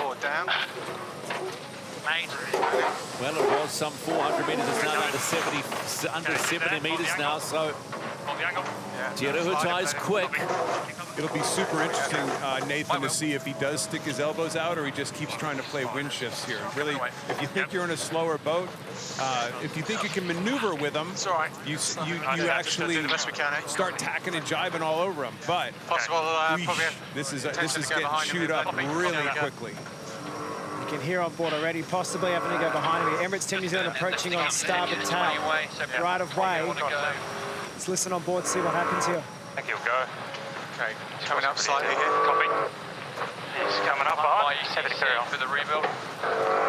Some pressure this way. Copy. I think we'll make that. Coming away. Yep. And we have a lead change. Coming on. Just wait. Nice there. Well done, bud. Okay, we'll just run this out all the way. Pressure looks good. I think we go to boundary here. Yep. So Shirley, from the water, more pressure to make that difference, or is one boat just going faster? Well, we were right beside INEOS when they jived, and they hung around on 2 piles for a really long time. And to me, they lost massive distance right there then. We also heard Ben say, lads, let's just do the best we can. You know, the Kiwis are smoking down here, but I think, you know, the Brits have an issue in those maneuvers. They've 2 boards forever. Well, they're on starboard tack right now, so if they can keep it close and get, it looks like they had a little wind shift there, but that doesn't make it look quite as good as the other view did it. Potentially later, sir. Yeah. Just Emirates Team New Zealand look like they've put the hammer down on the second leg, the downward leg of 6. 2 of 6 after trailing INEOS Team UK around the top gate. Some great chat coming off INEOS. They're talking about if they can lay the bottom mark without another maneuver, that's going to save them a lot of distance. So they're really trying to work the low mode, trimming the sails on, sailing a lower, faster mode, and they have a starboard tack advantage here. I think we're going to have another tight situation here at the bottom mark. Starboard tack, INEOS Team UK. Okay, not much lower than that for me. Yeah. Leaders just shrunk in front of your eyes. Going behind, says Burling. There you go, another lead change. Good pressure building. So if INEOS lay in here, they've taken the lead back and they're going to lead around the bottom up. It's not over. We're not there yet. Yeah. We're not there yet. We're not there yet. Good pressure here. 500 metres from the bottom gate. You heard Glenn on Emirates Team New Zealand say they're not there yet. They think that INEOS is going to struggle to get down to this mark. Which flips the coin again in Team New Zealand. On starboard tack, INEOS Team UK going to jar, but they'll have the inside of the right-hand mark coming down to the bottom mark here. This is going to be a hard manoeuvre. Good luck calling this one, Stephen. Welcome to sailing. Come down. Come down. You got him? Yeah, going behind him and going to the left mark. Copy. Another lead change. Yeah. They just couldn't get. They couldn't do that maneuver. Jibe twice. Emirates Team New Zealand. Yep. Rounding the bottom gate ahead of INEOS Team UK, but it's only by mere seconds. Just the 4. They are making a race at this. Race number 8 as they head up the upwind leg. Leg 3 of 6. When they weren't going to lay the mark, Nathan, they didn't have a choice there, right? The Kiwis jibed onto starboard. Good jibe. And they couldn't have pulled off a jibe maneuver and tried to keep to the inside. They did what they could only do, and that was take their transom and round the other mark. It's definitely the safest option to do that. Keeps them in the race for much longer. Fight another day, right? Live to fight another day. Should get better puff soon. Copy. It'll be a marginal cross, probably behind. Depends on his day. Copy. Starting to get puff here. Yeah. He still carries on. Only press there. What's the boundary say there? I can't quite see it. You've got 22 seconds. Yeah, we'll come quick with it down. Yeah, copy. 15. Okay, stand by. Yep. Okay, he's gaining bearing. 2, 1, more down. Okay, he's tacking down, so it's going to be Turning. probably bow on bow. Probably 15 seconds to making a decision. No, he's crossing behind us at the moment. You're all easily crossing. Yeah, easy cross by 6 lengths. So wasn't that fascinating? Where the Emirates Team New Zealand voices were the ones we heard, and they thought they had that INEOS had a piece of them on starboard tack, but it just looked like their tacks and jibes just aren't quite up to speed yet. I guess Glenn Ashby, who's sitting to leeward, who was talking us through that whole setup, was saying, should we bow and bow to this? And I guess they're thinking, if that was us and we tacked, that's where about we would be, but they probably weren't calculating that. Maybe INEOS Team UK aren't tacking at the same level. They completed the tack, they're a little bit low in the water, as Shirley said. Leeward board hanging in the water a little bit too long, and eventually Emirates Team New Zealand make an easy cross. Shirley, how's it looking on the water? Can you see differences in moding or tacking abilities between the two boats? Yeah, I mean, I think you've already said it, Nathan. I mean, upwind and downwind, the Brits just seem really sluggish through those manoeuvres. It's also slightly different now. The sun's come out, a little bit less wind. It's really patchy on this left-hand side, and you know, I think that's adding to the inconsistency in those manoeuvres. Copy. Keep pushing it right to here, guys. Right on the edge here with these, unfortunately. Okay, Says we're right on the edge here with these, unfortunately, which I think he means they're close to splashing down. They all have smaller jibs on right now, and certainly, surely the breeze just feels like it's slowly settling down. They both look a little bit underwicked right now with their headsail choice. Yeah, I agree. I mean, speaking to some of the guys on board, that headsail choice is so difficult. The crossovers between them, there's 6 to choose from, is absolutely critical. It's like a knot and a half between each. And if you get caught, you know, you're in trouble. Surely we can see your chase, but you might want to get out of the way there. They're going pretty quick. I think that every moment of the day, Stephen. They have 6 to choose from. I think they need 10 or 12 to choose from wearing my other hat. Trying to get 31s. Big crowds in at the Auckland Village. Enjoying this racing. Emirates Team New Zealand seemingly in control of this one with a lead of 270 metres on INEOS Team UK, who have shown major gains today in both their races. This one's not done yet. We're on leg 3 of 6. Straight line, they look okay though, Nathan. I mean, again, it looks like a pretty, for sure they had a great start. But just in pure boat speed in this race, INEOS looks like they made a step forward even from the last race. Yeah, the numbers we were just seeing there look almost identical. 32 knots for both boats going upwind. What we really need to dissect is angles. Are they doing the same angle upwind, or is Team New Zealand just sailing higher, doing less distance? Or is the real game coming in these manoeuvres? Shirley's already picked it up from on the water. Foil's in the water for longer. Too much time with 2 boards down for INEOS Team UK. If they can start to refine their manoeuvres and get that board up sooner, then they're going to be losing less distance around this track. 1 and in, right turn. Yeah, copy.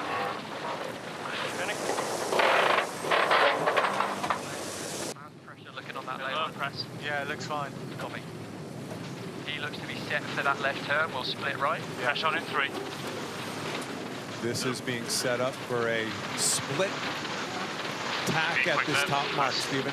It's interesting that just off that north head, it gets a bit light, Jello. Yeah, copy that. They trailed for the first time. Okay. They are now here. in control of this race. Lay line now, you're at this point. Yep. They'll take that right-hand marker as you see it. Turning. Around the head down to begin leg number 4 of 6. Just keep an eye on the clock on the bottom right of your screen to see what the distance they have, the edge they have on INEOS Team UK, Britannia. Course. Britannia now entering the top gate. Yeah, yours. Coming up, lads. Yep.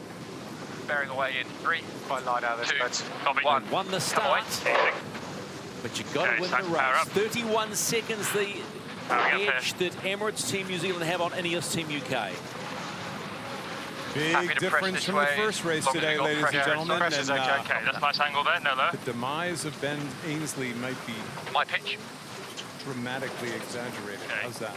Oh, completely. Yes, there was 1 minute 32 loss and all the talk about, you know, the Kent system and everything like that, but their shore team has done a magnificent job, and they've just dug in.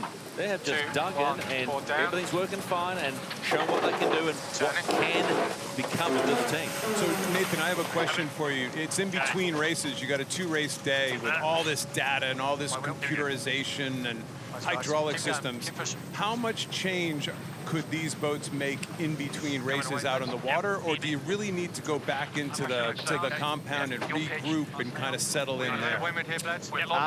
I remember from our days when we're racing in Bermuda, we could make changes to software on water. It was always a risk if you got a bug when you do it, but if you weren't happy about the speed at which that, say, Kent is coming up, the windward foil, we're watching Team New Zealand drive here. If you're not happy with how fast that comes up when you push the button, they have the ability on the chase boat or back at the dock to just program a few different numbers and you can get it to come up faster if you want. So I wouldn't be surprised if between races they've gone and had a chat with the designers, a chat with the data review team and said, look, we want to improve this and this. They could make a few little tweaks on the boat. You do a few laps, happy with that, and then you get onto it. So it's not just sailing techniques that can change. It's how you basically program the whole boat. Program the boat. Who would ever have thought you'd be hearing words like that? Programming the boat. These are special boats. They are futuristic boats. You're seeing racing like has never been seen before. 75-foot foiling monohulls, and they make a magnificent sight, particularly when you look at the speeds they're doing. We've had lots of great comments here in the commentating booth. It's late in the day. Commentator booth. Talk about hull shapes. But we're going to get into hull shapes, and we're going to get into foil shapes, and we're going to get into rudders and everything else. But one thing that you can say is these two boats are flat out weird looking, and the creativity that has gone into designing these boats, and they kept the rule quite open on purpose. The creativity that's gone into it is nothing shy of unbelievable in my eyes. Pressure still looks okay on that left. Almost a 500-meter lead to Emirates Team New Zealand on INEOS Team UK as they really do fly into the bottom gate and start the penultimate leg of 6. It makes a beautiful sight. Looking down at the spectator fleet, ringing this course C. Okay, stand by, bloods. Okay, happy here, Ben. Happy. As Emirates Team New Zealand drive and set up for the Mark Brown day. Turning. Around they go. Peter Burling on helm. Blair Tuke, the flight controller. Really smart tactical call right there coming into that gate, Nathan, that they actually overstood a little bit just to take the big disaster of touching down out of play. So if you go beyond it some, you always have the ability to heat the boat up, and by that I mean turn up towards the wind and keep more pressure in the sails and keep the boat out of the water. If you cut it too close, you can splash down, and there's nothing you can do about it. You got to round the mark. 1, go board down. Board go down. Your wheel. White pitch. White pitch on next turning. Britannia or Rita, you can see the Rita highlighted, named after all of Ben Ainsley's Olympic boats, and it worked quite well, didn't it? Britannia with Rita in the middle, and they did a tiny bit of a splash down there. Not the cleanest rounding of the mark, but they're up and going again. And that's still the fascinating part when you don't really have an understanding of hydrodynamics and fight to see these boats get up out of the water straight away and onto the foils. Honestly, the difference in how they're sailing this boat today compared to the last 4 or 5 days, and that includes the practice sessions, the practice racing that we saw prior to this event even starting, it's just dramatic how much better they're sailing the boat. So it's really very impressive, and every day they'll learn more. Yes, the lead is getting away from them, there's no question, but like we've said many times here, there'll be plenty of positives to take out of this. Yeah, Ken, what we're actually seeing here is the guys sailing a boat that's working underneath them. You know, they've said for almost a week now they've had fundamental problems with their boat, and we've all been there as sailors. When we sail a boat that's not working properly for you, it actually makes you look like a really bad sailor. And you know, you could see Ben in the press conference yesterday, he just had that look of like, I know what you all think, but it's not as bad as it looks, and once the boat starts working again, we're going to be fine. These guys have been here for months, sailing and training. I've been watching all the teams, and INEOS has looked really good at times out on the race course. You know, they've been manoeuvring really well. What we never knew was how fast each of the teams were relative to each other, because they weren't allowed to line up against each other. So what we're seeing here now is, okay, they've got a bit to do in terms of speed, probably a lot to do in terms of speed, but at least the boat's functioning again, and they'll just have to keep chipping away at it. And we have to put this in context too, and this covers all teams. There was supposed to be 2 regattas before this, 2 World Series events. So that would have been time for a lot of development, a lot of understanding of the systems of the boats, what they can and can't do as they develop boat too. So what we are seeing is a lot of development in front of our eyes. It'll keep happening every minute of every day until you're either holding that trophy, sipping champagne or champagne out of it, or sent home. There's only two ways this ends. And they're all going for that first option, aren't they? They all want to drink that champagne. But I'm sure that's the furthest thing from their minds at the moment. They're just focused on making these boats go fast, eliminating their errors in their maneuvers, and this is the second day of racing. Team New Zealand have 2 more left, and then after that they're on their own. Yeah, you wonder what they're going to practice in, because it's very clear that hand-to-hand combat is far more aggressive than maybe even they thought. You know, these pre-starts are real, and you better be sharp going into it, because people are going to learn moves and learn how to maneuver in ways that maybe these guys never even considered. And what's Burling going to do to practice? Well, he hasn't had a good showing in the starting box yet, has he? Whenever there's been a close combat, it hasn't really gone his way. He's got 2 more days to make up for that. And there's only so long you can be just doing pre-starts against your chase boat. Their boat 1, as far as I understand, is sort of mothballed. They can't bring that back out and do any 2-boat training. They don't have enough sailors in the team to do that. So they're just going to have to watch other teams and learn from their mistakes, and hope that their boat's a lot faster so they don't have to engage at all in the pre-start.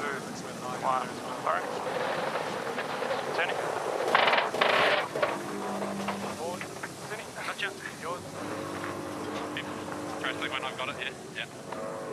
Have these little buildings. Stephen, you're looking at me saying, was that a good tack or not? You know, we saw the boat touch the water. It got a little bit of leeward heel. Everyone who watched that probably is going, yeah, not perfect, but they're still foiling. They're still going fast. They'll analyse that, but it's not the end of the world. That would fall in the good enough category, right? Yeah. Yes, but good enough. Is that you don't want good enough, right? You're becoming quite a critic here. In your young life as a sailing commentator, Stephen, you're becoming quite a critic. Not going to be called that. Just sitting here in my lane doing my job as Emirates Team New Zealand for the last time coming into the top gate, and then they'll head downward for the final run in race number 8 of the Prada America's Cup World Series. Around they go and head home.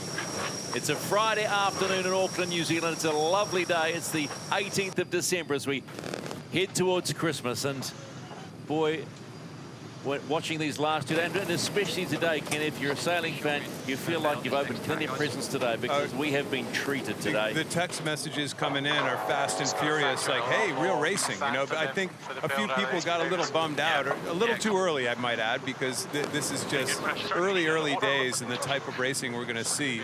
But we're bummed out by some of the lopsided races we saw yesterday. But listen, man, this is just starting. And I just like the pre-starts. I like the aggressiveness and how these guys are absolutely willing to throw these boats around as if they were sailing in their Etchels or sailing in their, you know, in their keel boat. It's fantastic.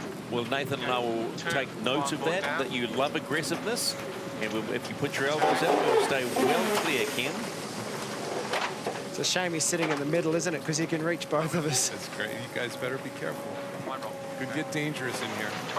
INEOS Team UK for the last time edging towards that top gate. And they knew they were off the pace. So Ben Ainsley, their helmet said they knew they were off pace, but their gain today has been nothing short of miraculous considering what happened in the last 24 hours. 1 minute and 31 seconds behind Emirates Team New Zealand. The win in the earlier race was 1 minute and 32 seconds. These grinders, what a brutal day, right?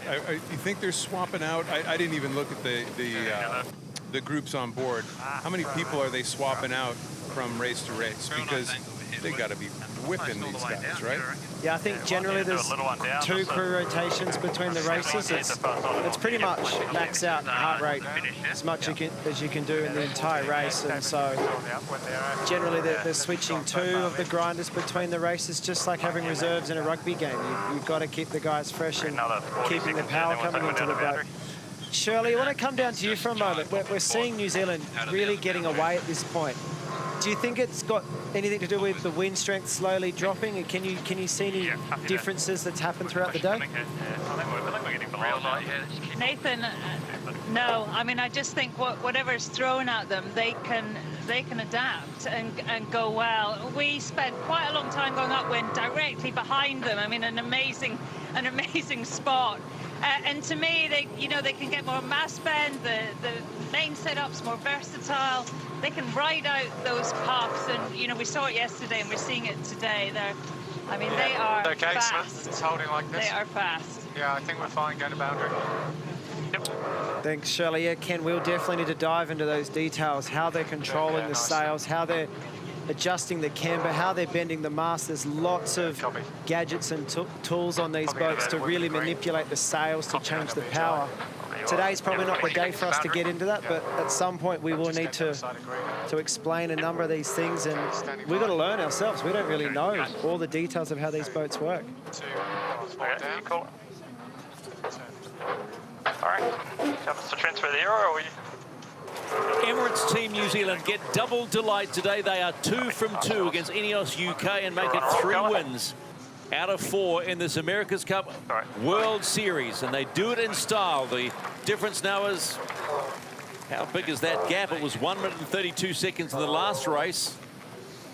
What will it be this time? Because they had the hammer down on that last leg.